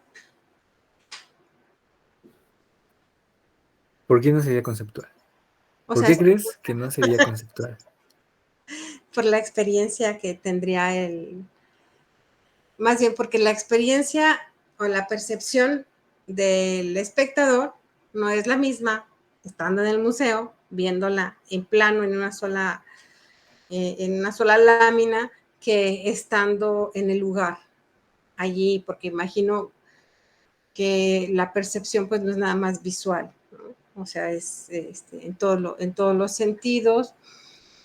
No ves los cambios, por ejemplo, del color del agua que tiene en la de Spiral Yeti. No puedes ver el nivel del agua en ese momento, o sea, ves nada más lo que está en la foto. Porque yo Pues dije, bueno, si le sacas fotos, no importa de qué ángulo y cuántas fotos le saques, o sea, cada foto se parece más al arte abstracto que al conceptual. a menos que lo veas, de verdad. Eso pensé. Claro, claro. Y va por ahí el asunto, pero creo que sí podríamos como matizar esto, ¿no? ¿En qué términos? Diferenciar, digamos, el archivo, el proceso, digamos, y el registro fotográfico de un fenómeno, de una práctica artística, cómo dar el salto respecto a una práctica conceptual. Y creo por ahí Kossuth nos podría ayudar. ¿En qué términos, no? Porque, Kossuth podría plantear lo siguiente, ¿no? La foto, ¿no? Y a un lado de la foto, quizá la posibilidad de una proposición que diga lo que está en la foto, ¿sí? Entonces, si te das cuenta, si dices, no, no sé, Spiral Yeti es esto, ¿no? Ahí hay de promedio una proposición y un carácter, digámoslo así, tautológico que remite justo a la propia obra. Es decir, la proposición misma es básicamente digámoslo así, como la dirección, ¿no? Para autorreferir a la obra misma. ¿Sí se entiende esto? ¿No? sí, Eso es básicamente, digamos, lo que podría proceder en términos de lo que quizá Kossuth entendería por arte conceptual, ¿sí? Pero ojo, esa es una corriente del arte conceptual. Probablemente es la corriente del arte conceptual más purista, ¿no? Como la más analítica, ¿no? La más racional y la que cuesta desde ese punto también más trabajo, ¿no? ¿En qué medida? Porque así como plantear, digamos, una proposición que pueda referirse de manera precisa a una experiencia, pues implica hasta cierto punto trabajar únicamente con el lenguaje, ¿no? Y ahí las complicaciones son mucho más, digamos, amplias, ¿no? Porque implicaría, y ahí está justo me parece la distinción entre arte y estética, ¿no? Para Kossuth, el arte no tiene, digámoslo así, un componente empírico, objetivo, del cual podamos seguir hablando en términos metafóricos o, digámoslo así, extra artísticos, ¿no? Y en cambio el arte, justo, implicaría, digamos, una suerte de paralelismo respecto a la práctica filosófica, porque únicamente trabajaría con lo que cabe en el lenguaje, ¿sí? ¿Sí entiendes esto? Es decir, con más, lo que el lenguaje puede decirnos sobre el mundo en términos específicos, ¿sí? sí, ahí va otra cosa. En la conferencia que te digo que había visto, mencionaban, pero ya no me acuerdo de los nombres de los artistas. Obviamente estaba mencionando a al del Mejitorio, ¿cómo se llama? El autor Duchamp, ¿no? ándale, empezó con él, ¿no? Y de ahí se fue con otro, no sé de quién. Pero el caso es de que, ahorita que dices del cuadrito, me acordé de la imagen, pues que está en negro, que decía también, alguien había expuesto algo acerca de que ahí estaba su idea, pero no estaba, ¿no? Digo, está y no está, pero estaba en la explicación que ahí estaba.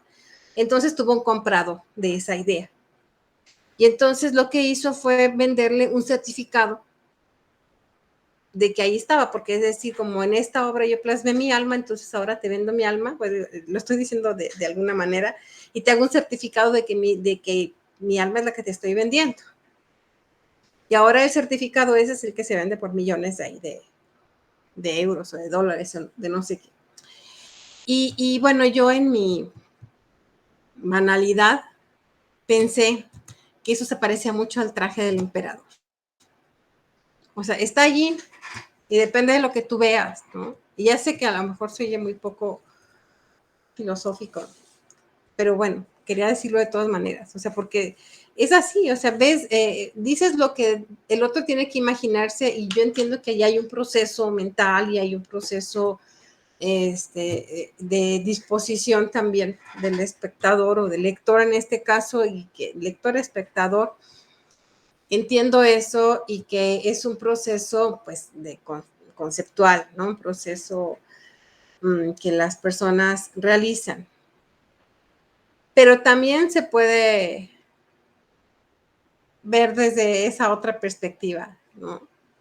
No sé, o sea, no pude evitarlo, ¿no? O sea, traté de como de concentrarme en lo que estaban diciendo y todo, pero yo dije, bueno, pues es el certificado, entiendo la idea está muy fregona y que el tipo haya llevado al notario y que le hayan firmado ahí de que ahí estaba lo que él estaba vendiendo al otro tipo, y luego, que ahora pues lo que importa es el papelito, ¿no?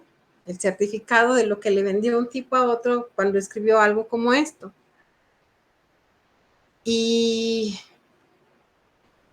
creo que podría haber, y no lo tengo yo, no lo sé, pero creo que podría haber también desde la filosofía analítica probablemente, o tal vez desde alguna otra, razones para, pues para fastidiarlos, ¿no? Claro, claro, totalmente. Pues es que justo todo eso que mencionas es, digamos, la consolidación de cómo una práctica artística, pues al final se volvió parte de, digamos, la lógica de consumo, ¿no? Es decir, cada el arte y demás, y que justo, digámoslo así, va presuponiendo, es decir, cuando nosotros así leemos esas noticias, pues también nos embarga una sensación así como, bueno, ahora el millón que se vende, pues es el papel, ¿no? Únicamente, o la proposición. Y en efecto, un poco todas esas prácticas dejan como al lector y frente a los que nos estamos como por ahí en el mundo del arte, como bastante pasmados, ¿no? Es decir, ¿cómo es que ese papelito y la idea únicamente es lo que se vende, ¿no?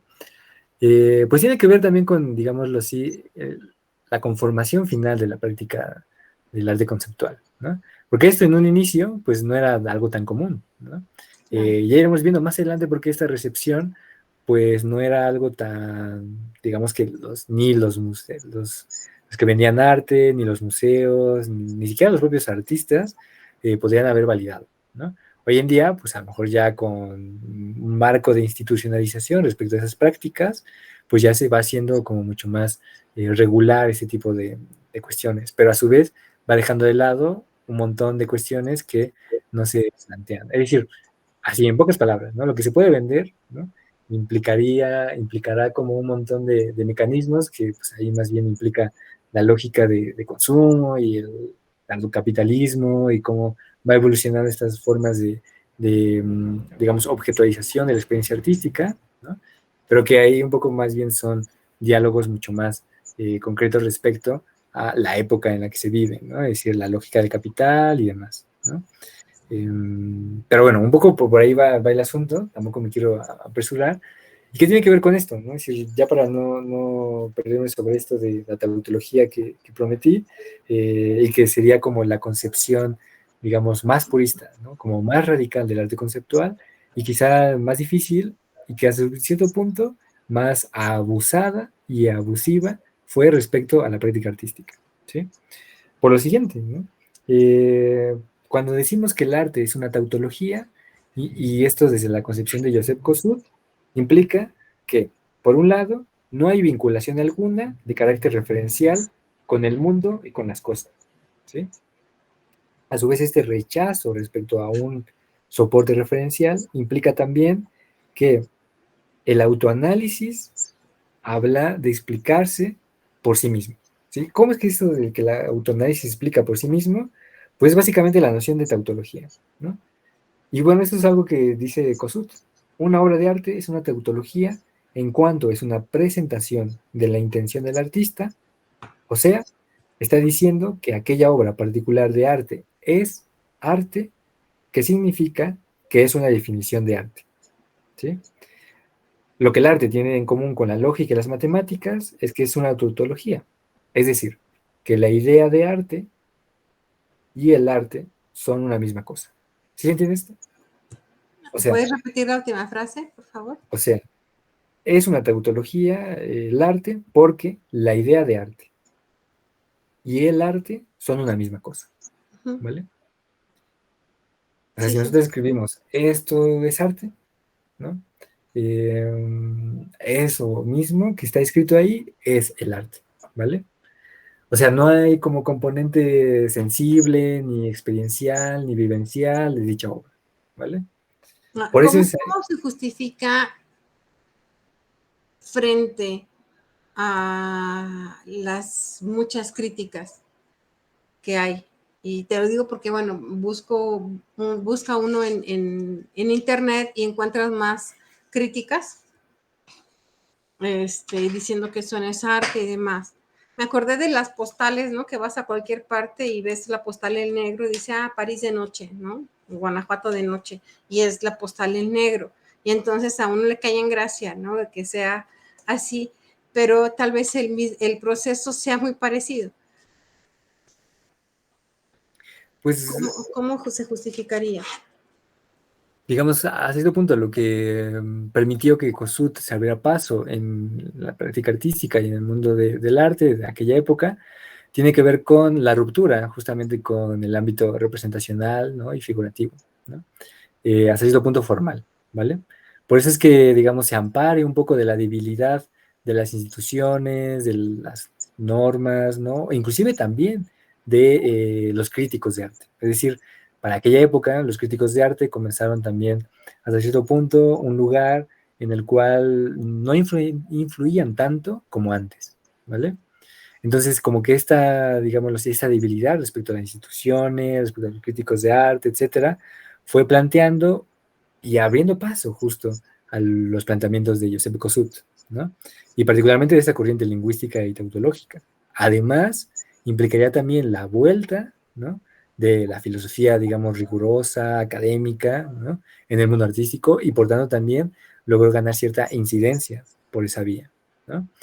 Desde luego que la justificación hoy en día, ¿no? Más bien estaría por otro lado, ¿no? Es decir, ¿en qué medida? Todo esto que planteamos también tiene que ver con la posible crisis, ¿no? Respecto a los neopositivismos en el lenguaje, ¿no? Y por eso es que ahora a lo mejor se ha vuelto como algo bastante fácil, ¿no? De criticar respecto a esta práctica, porque creo, ¿no? Y creo que es como mi más sincera como lectura, no hay hasta cierto punto, o sea, aquellas críticas de esto es arte y demás, eh, por un lado, ¿no? No tienen en cuenta la distinción entre el carácter normativo para aproximarse a la obra de arte y por tanto también institucional y formal, y por otro lado, el ejercicio que se opone a este que es justo el arte conceptual, ¿no? Por eso, digamos, por ahí se va abriendo paso, ¿no? Y por eso fue como tan, digamos, por eso la implosión, de hecho, la implosión de, ahora pues esto es como más, digamos, regular de ver, ¿no? Pero para aquella época, pues imagínate la implosión en el terreno artístico, sí logró como No. una gran escala, ¿no? Entonces, bueno, esto en realidad, como digo, son, digamos, elementos generales, ¿no? Tampoco vamos a votar tanto a COSUD ni a Art and Language, porque en lo particular a mí tampoco soy tan afín a esta práctica de COSUD y de Art and Language, o la corriente lingüística y tautológica.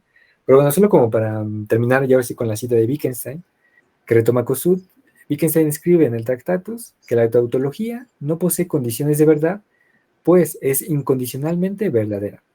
La tautología y la contradicción no son imágenes de la realidad, no representan una posible situación causal, y en la tautología se eliminan las condiciones de concordancia con el mundo, las relaciones representativas, y de tal modo que no se halla en relación representativa alguna con la realidad, ¿sí? O sea, esto es como más bien apunte, ¿no? Como nota al pie sobre los referentes de Joseph Kosuth, ¿no? Y cómo es que evidentemente pues ha leído bastante a estos planteamientos de la filosofía analítica y particularmente de Wittgenstein, ¿no? Bueno, ahora, para avanzar, ¿no? Así muy brevemente, los conceptualismos desde América Latina, por aquí hay una imagen del grupo CAIC, ¿no? De una exposición, ¿no? Que organizó este grupo, impulsado por entre ellos algunos como Ginsburg, ¿no?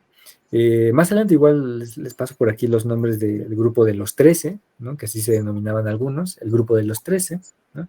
No porque fueran 13, sino más bien como por avatares de la decisión de estos artistas, ¿no? Y el grupo Kaik, ¿no? Es básicamente, digamos, el nombre en el cual ellos realizaban su obra, ¿no? En el Centro de Arte y Comunicación, ¿no? Ahí en Buenos Aires, Argentina.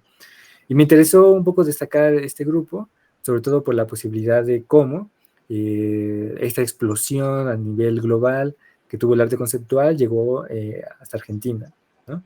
Y no como una mera actualización, ¿no? Como de pronto lo que llega de Norteamérica lo introducimos aquí y ya, ¿no? Sino más bien como una práctica muy, muy genuina y contextual respecto al lugar en el cual parten esos artistas, ¿no?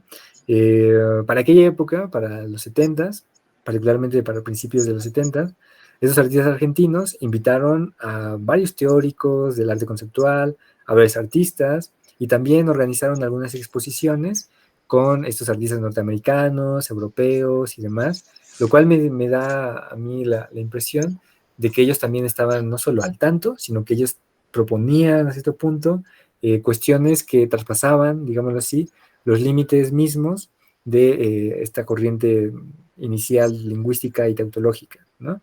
¿Por qué? Porque le dan este, digamos, aspecto ideológico, ¿no? En donde más bien implica una carga política, ¿sí? Y esta carga política tiene que ver mucho con el clima argentino, ¿no? Es decir, por ahí me parece también estaba, digamos, eh, antes, fueron años antes del golpe militar en Argentina, pero también entre, digamos, la ascensión al poder de Perón, ¿no? Entre otros fenómenos, digamos, políticos que tuvieron bastante impacto en la Argentina de aquella década, ¿vale? Entonces, bueno, este como un grupo, CAIC. Y bueno, para hablar en general del conceptualismo desde América Latina, por ejemplo, en México, no hay como un registro así que digamos, aquí encontramos los artistas conceptuales mexicanos, ¿no? Pero podemos hablar de algunos de ellos, ¿no? Por ejemplo, Ulises Carrión, ¿no?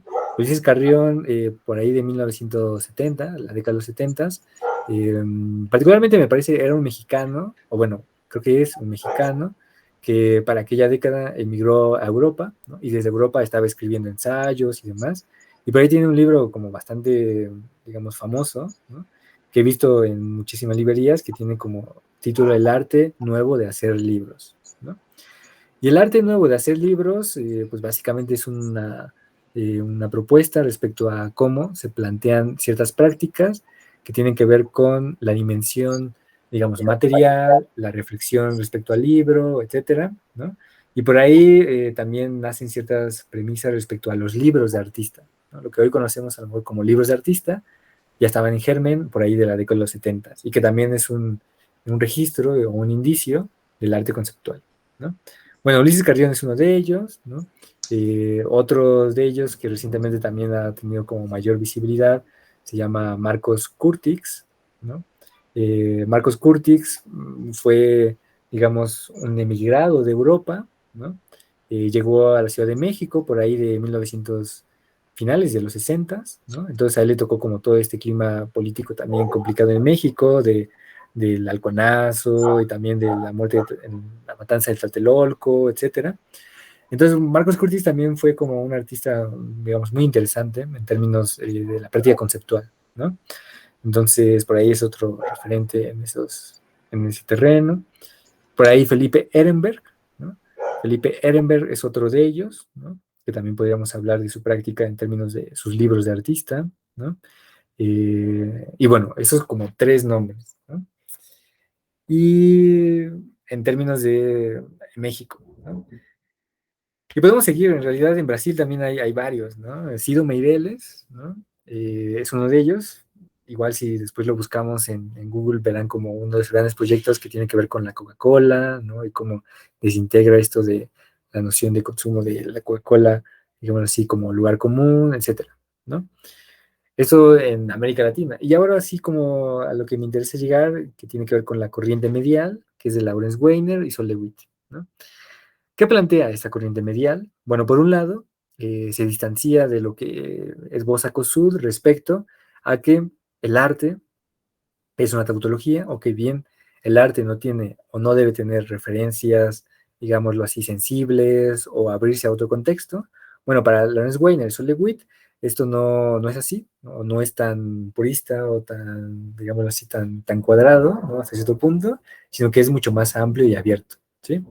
Y particularmente, Sol LeWitt es una figura importantísima para comprender el arte conceptual, porque fue, digamos, quizá el primero, ¿no? En términos estrictos, en plantear un texto que lleve por nombre enunciados de arte conceptual, ¿no? O parágrafos de arte conceptual, en donde de manera también muy influido por el Tractatus de Wittgenstein, plantea ciertos elementos para, por un lado, criticar el carácter formalista de la tradición artística norteamericana, ¿no? Y cómo plantear eso que después se volvió, digamos, moneda de cambio, ¿no? Es decir, que en el arte conceptual la idea es lo que importa, ¿sí? Pero bueno, ¿qué quiere decir esto y cómo se distingue respecto a Joseph Kosuth? De entrada, para Solewitt, el hecho de que la idea sea lo que prime respecto a el propio objeto artístico tiene que ver con el modo en el cual, digámoslo así, la concreción o el proceso, perdón, la concreción es lo que menos importa y el proceso es justo lo más relevante, ¿sí? Y en el proceso es básicamente el modo en el cual se va, digámoslo así, extendiendo la idea misma, ¿sí? Más adelante veremos cómo aplica esto Lewis de manera como mucho más precisa respecto a la noción de idea, y esa es una premisa también central en Solewitt. Para Lewitt, la idea es una máquina de hacer arte, ¿sí? Entonces, ¿te acuerdas que antes veíamos como este proceso maquinal, serial, etcétera? No es casual que Solewitt tenga mucha afinidad con los minimalistas, ¿no? Porque en buena medida recupera, dialoga con ellos, pero también a cierto punto los emplaza a un lugar común. Y para Solewitt, esto de que el arte, perdón, la idea es una máquina de hacer arte, implica la posibilidad de que la idea no es buscada de manera tan purista y racional como lo pretendería Kosuth, ¿no? O tautológica, sino que más bien la idea justo ha de advenir en la medida en que conduce no solo al artista, sino también a los espectadores, ¿no? A una relación hasta cierto punto no racional, ¿sí? Por eso es que Sol Lewitt y por eso muchos, también artistas conceptuales, se desatiendan de lo que plantearía Lewitt, porque para Lewitt el arte conceptual estaría ligado más bien a una experiencia mística, ¿sí? Y bueno, esto también no tiene mucho de distancia respecto a Wittgenstein, ¿no? El propio Wittgenstein diría esto de que, eh, pues al final, la mística es justo, ¿no? Como la posibilidad de explicar esto que en el lenguaje es misterioso, ¿no? Que es inefable y demás, ¿no? Es decir, en bastante afinidad con lo que diría Wittgenstein respecto a los místicos, bueno, así también Lewitt respecto a la experiencia mística del arte, ¿no? Y de la idea. Entonces, adelante, adelante, Rosy. Bueno, dos cosas. Una es, bueno, antes de hacer la pregunta, que en cualquier momento me van a venir a dejar al perro aquí y voy a tener que tener el micrófono apagado, porque está tronando y el perro anda como un loco, pero ya no lo pueden cuidar ahorita. Y la otra es, o sea, ¿a cuál de estas corrientes, en cuál de ellas estaría la obra de Espiral? Pues en ninguna, ¿no? ¿Por qué en ninguna? ¿No? Porque la obra de Spiral Yeti, implicaría más bien una práctica de índole minimalista, pero no tan radicalizada como en el caso de Lewitt o como en el caso de Joseph Kosuth, ¿sí? Básicamente porque para Smithson, ¿no? La noción de mente y cuerpo son dos instancias completamente juntas, ¿no? Es decir, digamos, es una unidad, es una síntesis, ¿no? Por eso la afinidad con la fenomenología de Merleau-Ponty. En cambio, para Lewis, para Kosuth y en general para las corrientes del arte conceptual, implica a cierto punto la subordinación de un aspecto respecto a otro, ¿sí? Y que a su vez, en el caso de Lewitt, ¿no? Es decir, no podemos, es como si dijéramos, ¿no? ¿Qué es Spiral Yeti en una idea? Así pensemos, ¿no? Por eso como la complejidad de Spiral Yeti en el término de arte conceptual. ¿Cómo podemos plantear la idea de Spiral Yeti? Así, por un momento pensemos. Ahora yo mismo estoy haciéndome la pregunta, ¿no? ¿Cómo plantearme la idea de Spiral Yeti? ¿No? O sea, es como complicado, ¿sí? Tanto en términos de Joseph Kosuth, porque implicaría básicamente a detalle, describir a detalle el proceso, digamos, industrial que se llevó a cabo para realizar esa obra, ¿no? Y eso es, digamos, así como a modelo casi de calca, ¿no? Así, esto, lo que yo planteo en una proposición, eso es Spiral Yeti, me cuesta trabajo como plantearlo en esos términos. Y en el caso de Lewitt, un poco a lo mejor sería quizá un poco más afín, pero en términos de, bueno, la idea de Spiral Yeti, ¿dónde está la idea de Spiral Yeti? ¿No? O bien, la idea de Spiral Yeti es a modo de instructivo, porque eso Lewitt estaría como bastante afín a la noción de instructivo como práctica también para echar a andar las ideas, ¿no? O la idea misma, ¿sí? Entonces, a lo mejor podría ser en términos de Lewitt, spiral jetting, ¿no? Correr tantas toneladas de piedra, ¿no? Y después esperar, no sé, ciertas condiciones climatológicas, etcétera, ¿no? Entonces, por ahí un poco se va complicando el asunto, ¿no? Por eso como que veo, ¿no? La complejidad de limitar spiral jetting a esta corriente, ¿no? De arte conceptual. En esa medida también puede estudiar como objeto de estudio a las obras. Pero bueno, es un buen ejercicio, realmente, es un buen ejercicio imaginar, ¿no? Que spiral jetting pueda ser remitido a esa instancia, ¿no? Y bueno, pero curiosamente, ¿no? Sol Lewitt, por eso me gustaría como también leerles un poquito de la lectura base, ¿no? De la sesión 3, que es la de notas para una escritura conceptual a partir de Sol Lewitt, por lo siguiente. Es decir, este texto me parece como central para que vayamos también comprendiendo a qué refiere Lewitt con esto de que la idea es una máquina de hacer arte, ¿no? Y cómo también en esa medida carga consigo una crítica frente al formalismo artístico y también frente a la racionalidad, digámoslo así, positivista de la corriente impulsada por Kossuth, ¿no? Entonces, bueno, creo que en este párrafo está un poco, ¿no? Antes de las proposiciones, que implica la formulación de un plan que establece previamente la elaboración de una obra.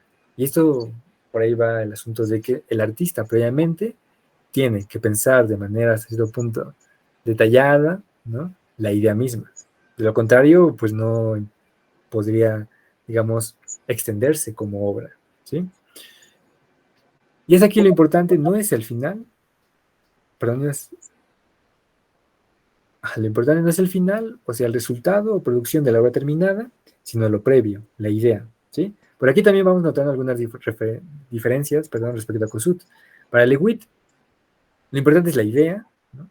Y no que el objeto o la obra esté terminada. Y en Kossuth un poco, esto es a ese punto inverso, ¿no? Lo importante es que la obra por sí misma devele, ¿no? Su propio, pues su propia obra, ¿no? Su propia autorreflexibilidad en una proposición, ¿sí?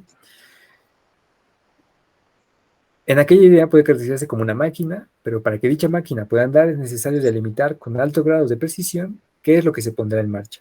Quizá esta descripción colinde con una serie de planteamientos racionales, y es aquí como la diferencia, pues generalmente se tiende a vincular la razón con el cálculo y la organización previa. Sin embargo, para Lewitt, la manera de hacer arte que él propone transcurre por otra vía, pues la principal intención no es reproducir las técnicas del llamado arte formal, porque este es esencialmente racional, ¿sí? Sino que pretende distanciarse del modo en que se ha marcado el quehacer artístico, asumiendo que cualquier obra debe tener una finalidad, un propósito, como si el arte únicamente tuviera por fin generar el gusto o disgusto del público, ¿sí? Y bueno, por aquí está con los ejemplos de las oraciones estas de arte conceptual, ¿no? Eh, que bueno, después igual podemos como leer con mayor atención, ¿sí? Y bueno, por aquí están como algunos ejemplos, ¿no? Los dibujos de pared, ¿no? Que es como la obra que me había gustado como detenerme, ¿no? Y estos dibujos de pared son, digamos, ¿cuál es la idea? ¿No? Bueno, la idea de estos dibujos de pared puede ser la siguiente, ¿no? Como para que también vayamos como apuntando el proceder de cómo se plantean los artistas conceptuales y particularmente Lewitt, una idea. Recuerda que una idea para Lewitt es previo a la obra y a su vez esta sí puede tener, digamos, un carácter referencial, ¿no? O también un carácter experiencial, ¿sí? Y bueno, la idea puede ser la siguiente. Con un lápiz duro se dibujan sobre una pared durante un minuto líneas paralelas de 30 centímetros de largo, separadas entre sí por cerca de 30 milímetros. Bajo esta fila de líneas se dibuja otra fila por un espacio de 10 minutos. Bajo esta fila de líneas se dibuja otra fila por un espacio de una hora, ¿sí? Si te das cuenta, aquí hay como una noción muy específica de materiales, ¿no? Del proceso mismo para trabajar esos materiales. El proceso en términos también determinados a partir de un espacio y de un tiempo específico, ¿sí? Entonces, y eso me parece a mí bastante como como puntual respecto a la idea del arte conceptual, ¿no? Es decir, si yo digo, te vendo, así como lo has puesto anteriormente, ¿no? Te vendo mi alma, ¿no? Pues eso, así yo no lo compraría ni por $1.000.000 y al contrario no recomendaría que se comprara porque no tiene nada de contenido, ¿no? Nada de dirección, ni a su vez de sentido que pueda evocar y que pueda ser, digámoslo así, llevado a cabo por otro, ¿sí? En este caso, la idea de Lewitt lo que tiene de vigente es que la idea misma de Lewitt puede ser aplicada por él mismo, por otros, o bien por nosotros mismos, en cualquier, digamos, idioma o en cualquier lugar, etcétera, ¿no? Ahí está un poco la vigencia de estas ideas, ¿sí? Porque son indicaciones y por eso es como lo importante y la diferencia entre Lewitt y Kossuth. Kossuth diría, frente a estas sillas que veíamos en las diapositivas, ¿no? Si el público no lo entiende, ¿no? Es problema del público, ¿sí? ¿Por qué es problema del público? Porque el arte, al ser considerado una tautología, ¿no? Implica que, pues, básicamente, como mismo Wittgenstein ha referido, ¿no? Hay algo verdadero que no necesita como de una representación ni nada por el estilo, ¿no? Entonces, si no lo entiende el público, ese es el problema del público, ¿sí? Eso diría Kossuth. En cambio, Lewitt diría algo, digamos, bastante ajeno a esto, ¿no? Porque Lewitt toma en cuenta al público. ¿Cómo lo toma en cuenta? A partir de imaginar que el público también puede experimentar esta misma obra de diferente manera, ya sea como ellos mismos dibujando esta idea, aplicándola, o bien redefiniéndola, pero a partir de principios semejantes, ¿sí? Entonces, por ahí va un poco el asunto de la diferencia entre Lewitt, ¿no? Y Kossuth, ¿vale? Y también esto que quería como compartir respecto a la noción mística de la obra, y que tiene que ver con lo siguiente, ¿no? Eh, imagínate que nosotros mismos hacemos esto que nos plantea Lewitt como idea, ¿no? Bueno, el dibujante y la pared entran en un diálogo. El dibujante se aburre, pero más tarde, a través de esta actividad sin sentido, encuentra paz o zozobra. ¿Te das cuenta? Aquí ya hay como una consideración respecto a la vivencia misma del dibujante, ¿sí? A diferencia de lo que quería Kossuth. Para Kossuth no hay ningún referente existencial o vivencial, ¿no? Y seguimos, ¿no? Las líneas en la pared son el residuo de este proceso, ¿sí? Cada línea es igual de importante que las otras líneas. Todas las líneas se vuelven una misma cosa. El observador de las líneas no ve más líneas que una pared. No tiene sentido. Eso es arte, ¿vale? Ahora, ¿qué quiere decir esto de que no tiene sentido? Eso es arte. Bueno, pensémoslo en lo siguiente. El hecho de que no tenga sentido implica un carácter racional. Como hemos dicho, a Sol Lewitt no le interesa volver sobre el carácter racional porque el carácter racional es propio del arte formal, ¿no? Del arte tradicional, ¿sí? Entonces, a lo que él le interesa es como esta experiencia mística que deviene cuando en esa experiencia el dibujante se confronta con un estado de paz, de aburrimiento, de angustia, y al final lo más importante no es el resultado, sino el proceso, ¿no? Es como si dibujar aquellas líneas reiteradamente se asemejaran al acto de sostener mantras, ¿no? Por ahí un poco va la cuestión de, digamos, las posibilidades para atender esto que también mencionamos al principio, ¿no? Es decir, ¿qué es lo que importa cuando nosotros pronunciamos mantras? No importa, digamos, el contenido mismo, lo que pensemos sobre ello, sino más bien el mismo proceso y cómo nuestra experiencia misma, corpórea, está arrojada a la posibilidad de seguir enunciando dichos mantras, ¿no? Bueno, algo muy semejante también pasaría con esto del arte conceptual en Solid, ¿sí? ¿Cómo lo ves, Rocío? ¿Todo bien? ¿Está aquí? Pero, ya. Sí, sí entiendo la diferencia entre ambos. Y ahorita esto último que estabas diciendo, otra vez me manda mi cabeza silvestre al psicologismo.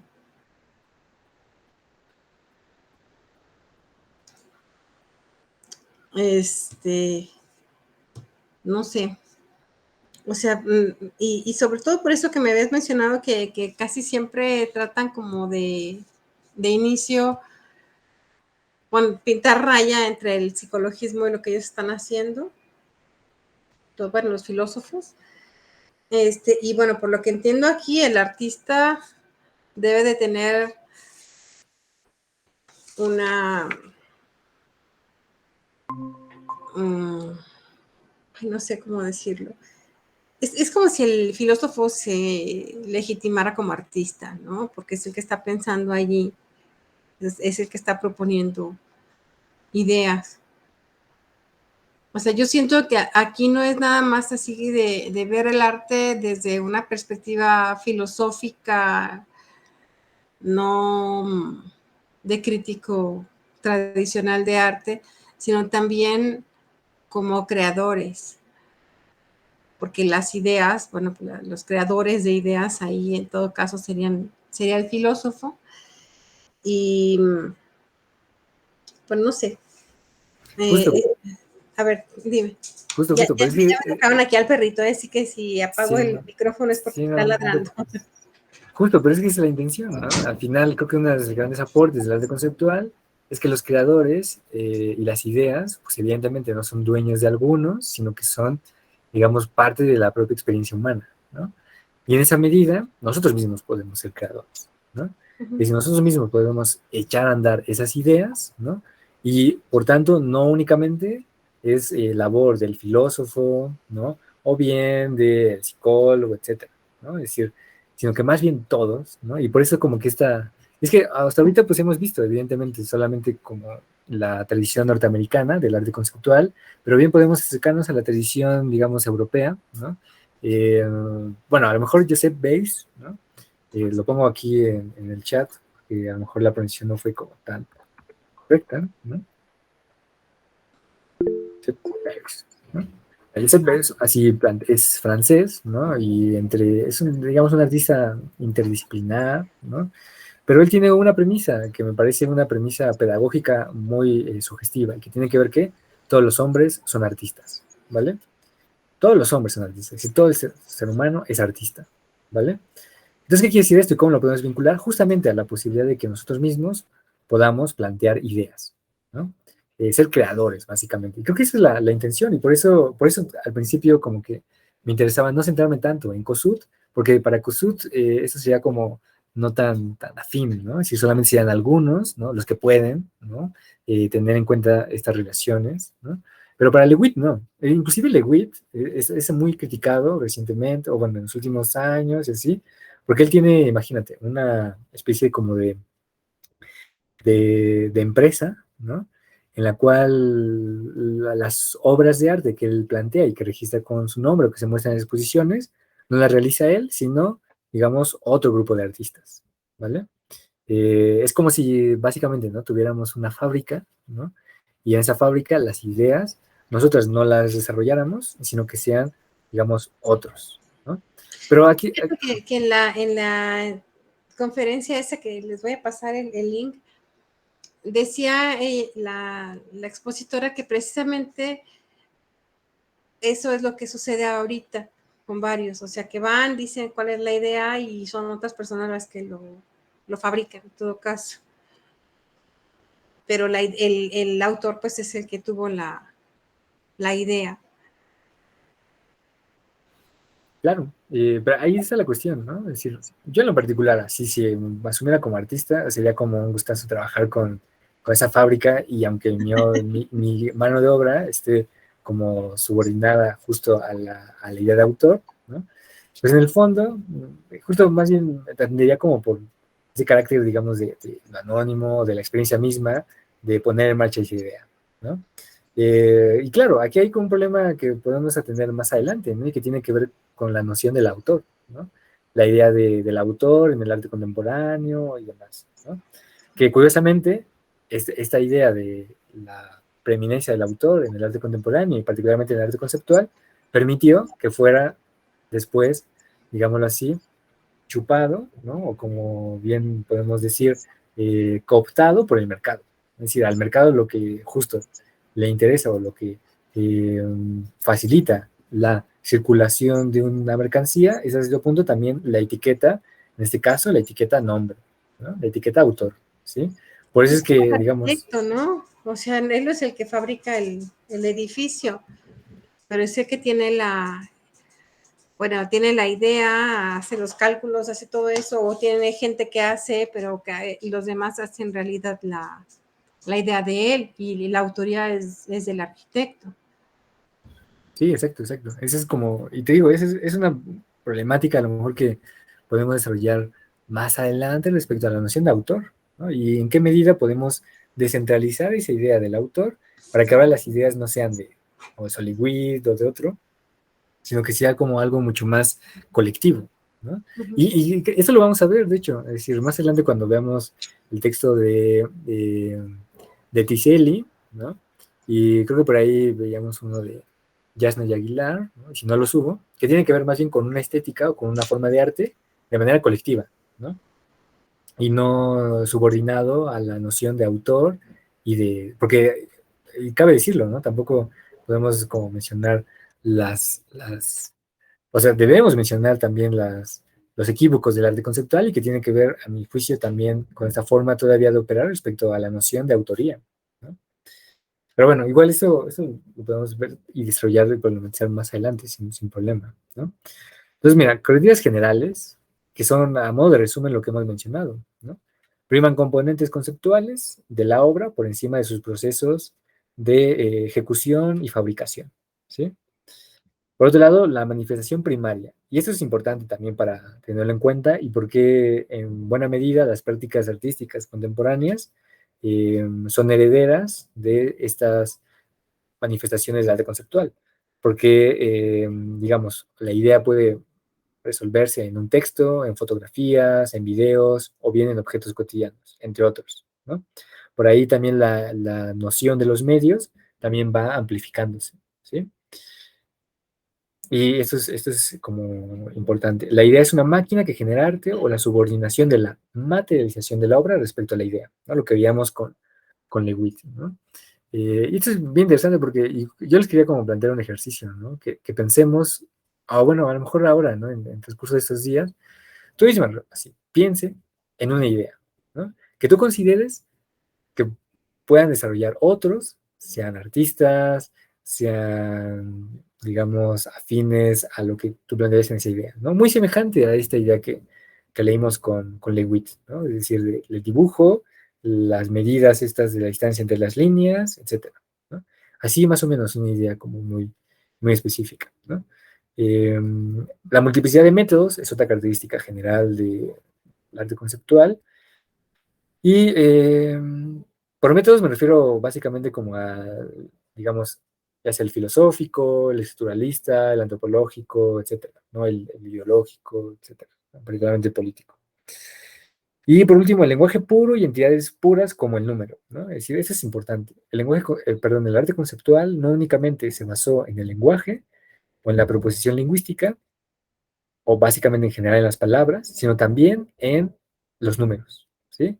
Y eso es como muy interesante. Esas imágenes que tenemos aquí, la de arriba, ¿no? En blanco, que por ahí apenas alcanzan a ver como algunos puntitos, en realidad son números y letras. Es una obra de Han Darboven. Darboven es una artista alemana, ¿no? Y que ella tiene una proposición como una idea, ¿no? Podemos decir que la idea es esta. Uno más uno no es igual a 2. Uno más uno es uno y 2.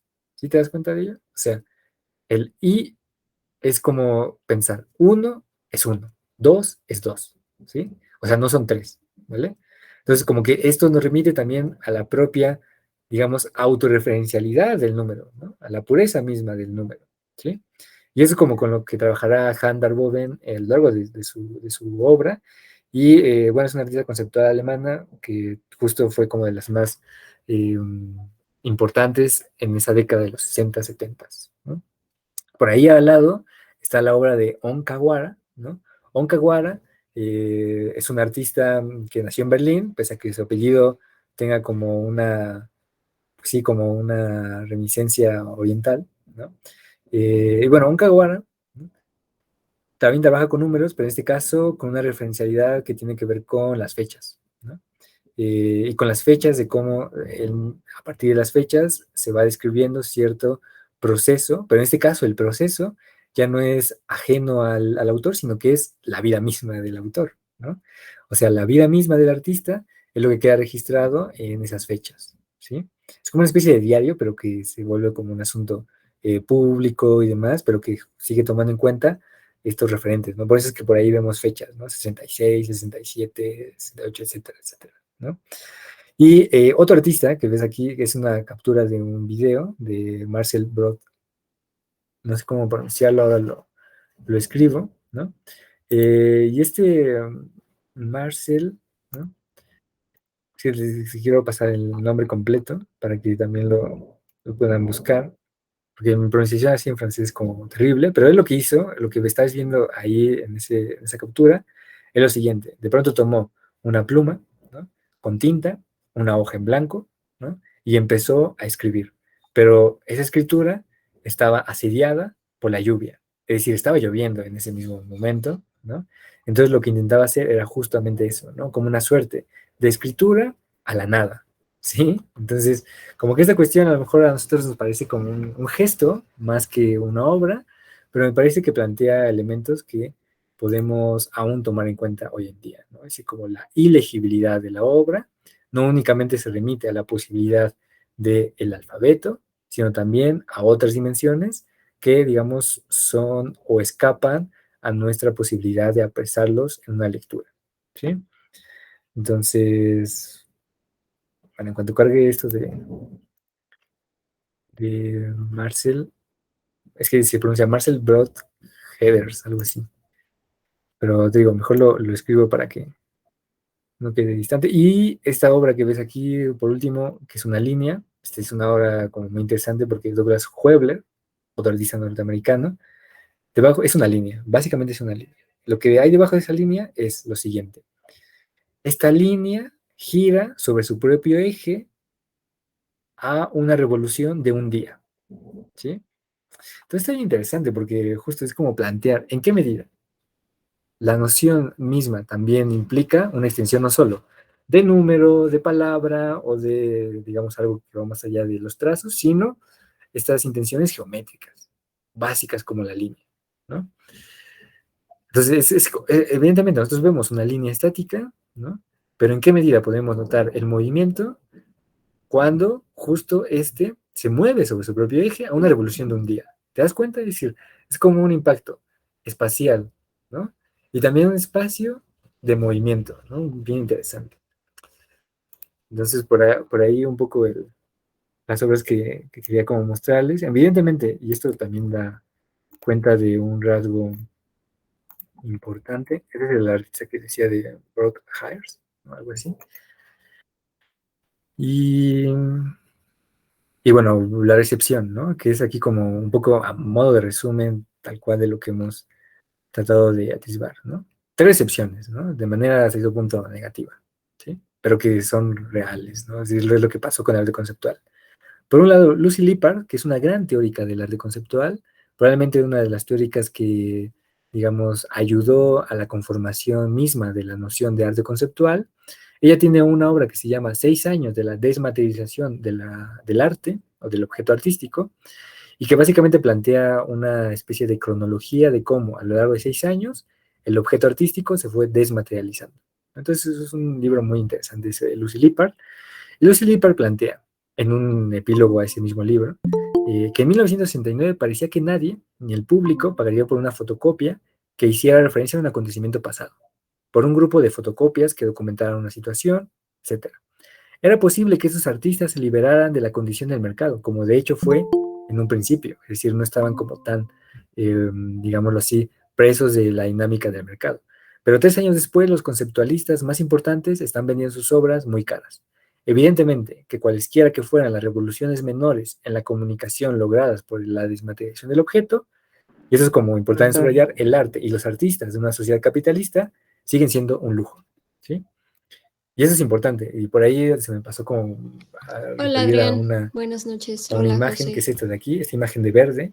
Es la imagen José, de una exposición y voy a mandar en el solicitud MoMA, con ¿no? En con mi computadora, ¿va? 1974, me parece, que fue curada Adelante. por Vale.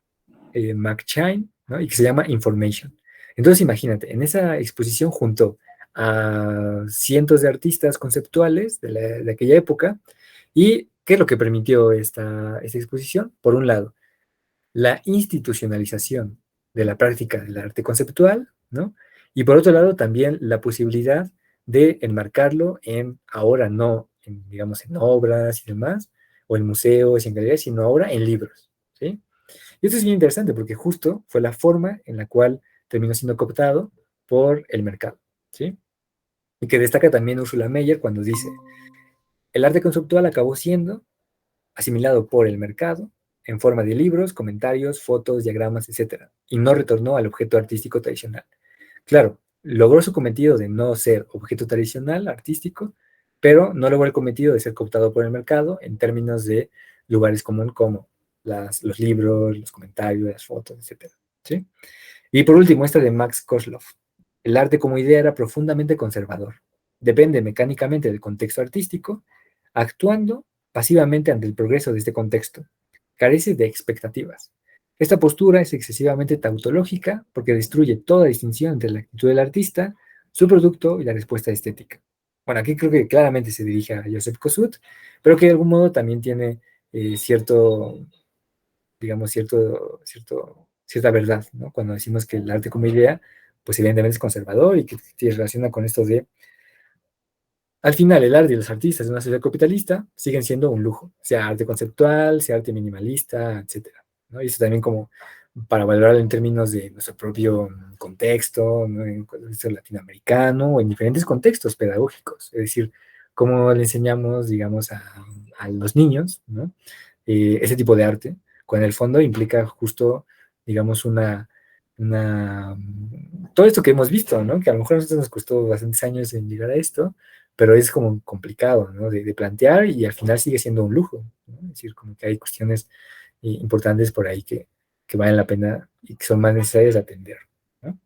Eh, y sí, bueno, eso como en general por ahí esto de más allá de la tautología, a lo mejor sí nos da tiempo, ¿no? Ya así como, eso es como sugerencia y como más bien cosecha quizá de mi reflexión y también como de las investigaciones y del diálogo que planteo con las obras, que contra el solipsismo neopositivista analítico conviene restablecer una actitud fenomenológica hermenéutica a partir de la percepción como apropiación de lo real, y que esta apropiación de lo real anima una forma de conocimiento, ¿sí?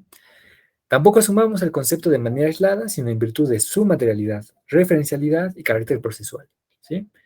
Entonces, esto me parece como una pauta y me parece como lo que les quería compartir, que tiene que ver con cómo restablecer esta percepción, este fenómeno de la percepción como una forma de conocimiento, ¿no? Y por ahí queda esto de Lawrence Weiner, que a lo mejor lo podemos ver en la próxima clase, de esta obra que está como muy paradójica. Como puedes notar, está aquí el artista como quitando y removiendo una parte de la pared, ¿no? De 36 por 36, pero que en el fondo después en la galería es expuesta así, ¿no? La proposición misma, y que por ahí más bien tiene una afinidad con el decir poético heideggeriano, ¿no? Y ya, bueno, eso es como lo que les quería plantear. Quizá en la próxima sesión comienzo hablando justo del diálogo entre, por ejemplo, Weiner, Huebler y Joseph Kosuth, ¿no? Porque entre ellos también como que hubo ciertas distancias, ¿no? En términos de práctica artística, y hay un párrafo, bueno, una entrevista que Weiner, Barry y Kosuth, eh, digamos, responden a Seth Siglauf, ¿no? Que es un curador y también artista, y que está muy interesante que lo leamos, pero igual lo podemos leer en la próxima clase, ¿no? Bueno, no sé, alguna pregunta, comentario, así sobre lo visto, ¿cómo lo ven? Pues voy comprendiendo.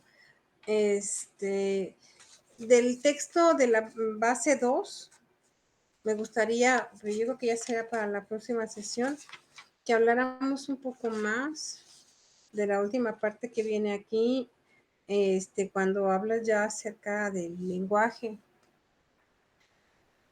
Y me pusiste por ahí una cita que yo ya lo que veo pues son más como que se fue convirtiendo en poético, pues. Sí. O sea que sí, ya las últimas que son, no, pues como la mitad, más bien. Empiezas con una, déjame ver dónde está, porque si no me ataranto. Acá está a punto de empezar a llover, así que el perro se pone medio loco y si empieza a ladrar, pues ahí, sorry. Una cita de Smithson, donde habla acerca de mente y tierra. La forma en la que habla me llamó mucho la atención, porque empecé tratando de entender la relación entre mente y tierra, y luego como que el lenguaje metafórico, bueno, poético, de pronto como que atrapa la lectura y deja un poco de fuera la asociación conceptual entre mente y tierra. O sea, claro, ya sé que la dice, pero la dice de una forma muy poética, ¿no? Y más adelante ya metes el tema del lenguaje, de los no lugares. Eso me gustaría hablar también de los no lugares y otra vez de los no humanos. Y si estas no algo tiene que ver. El lenguaje del vacío. Dice, esta es una cita también es de Smithson. Semidialéctica del sitio y el no sitio giraba hacia un estado indeterminado donde lo sólido y lo líquido se perdían el uno en el otro. Bueno, por ejemplo, algo ahí acerca del no sitio me gustaría que habláramos.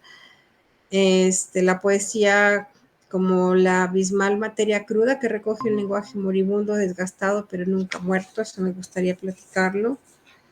Y esta parte que me llamó mucho la atención, que ya es la parte final, donde pones que cómo leer un manuscrito de la tierra, ¿no? De ahí y hasta que se acaba, ¿no? Esa última parte me encantó, pero me gustaría que profundizáramos más en algo así. Sí, no, buenísimo, porque justo por ahí va el asunto, o sea, esto de lo poético, pues es que es, digamos, el medio del asunto, así como el corazón o como, no sé, como el núcleo de toda esa reflexión, ¿no? Y por eso como que el arte conceptual, el arte minimalista, el que vamos más adelante, tiene la posibilidad de restaurar digamos, un habitar poético, así, en esa medida, ¿no? Es decir, no solo como en términos de lectura, sino también como de mundo circundante, ¿no? Que atrapa lo humano y lo no humano, pero que también nos hace ser y no ser, ¿no?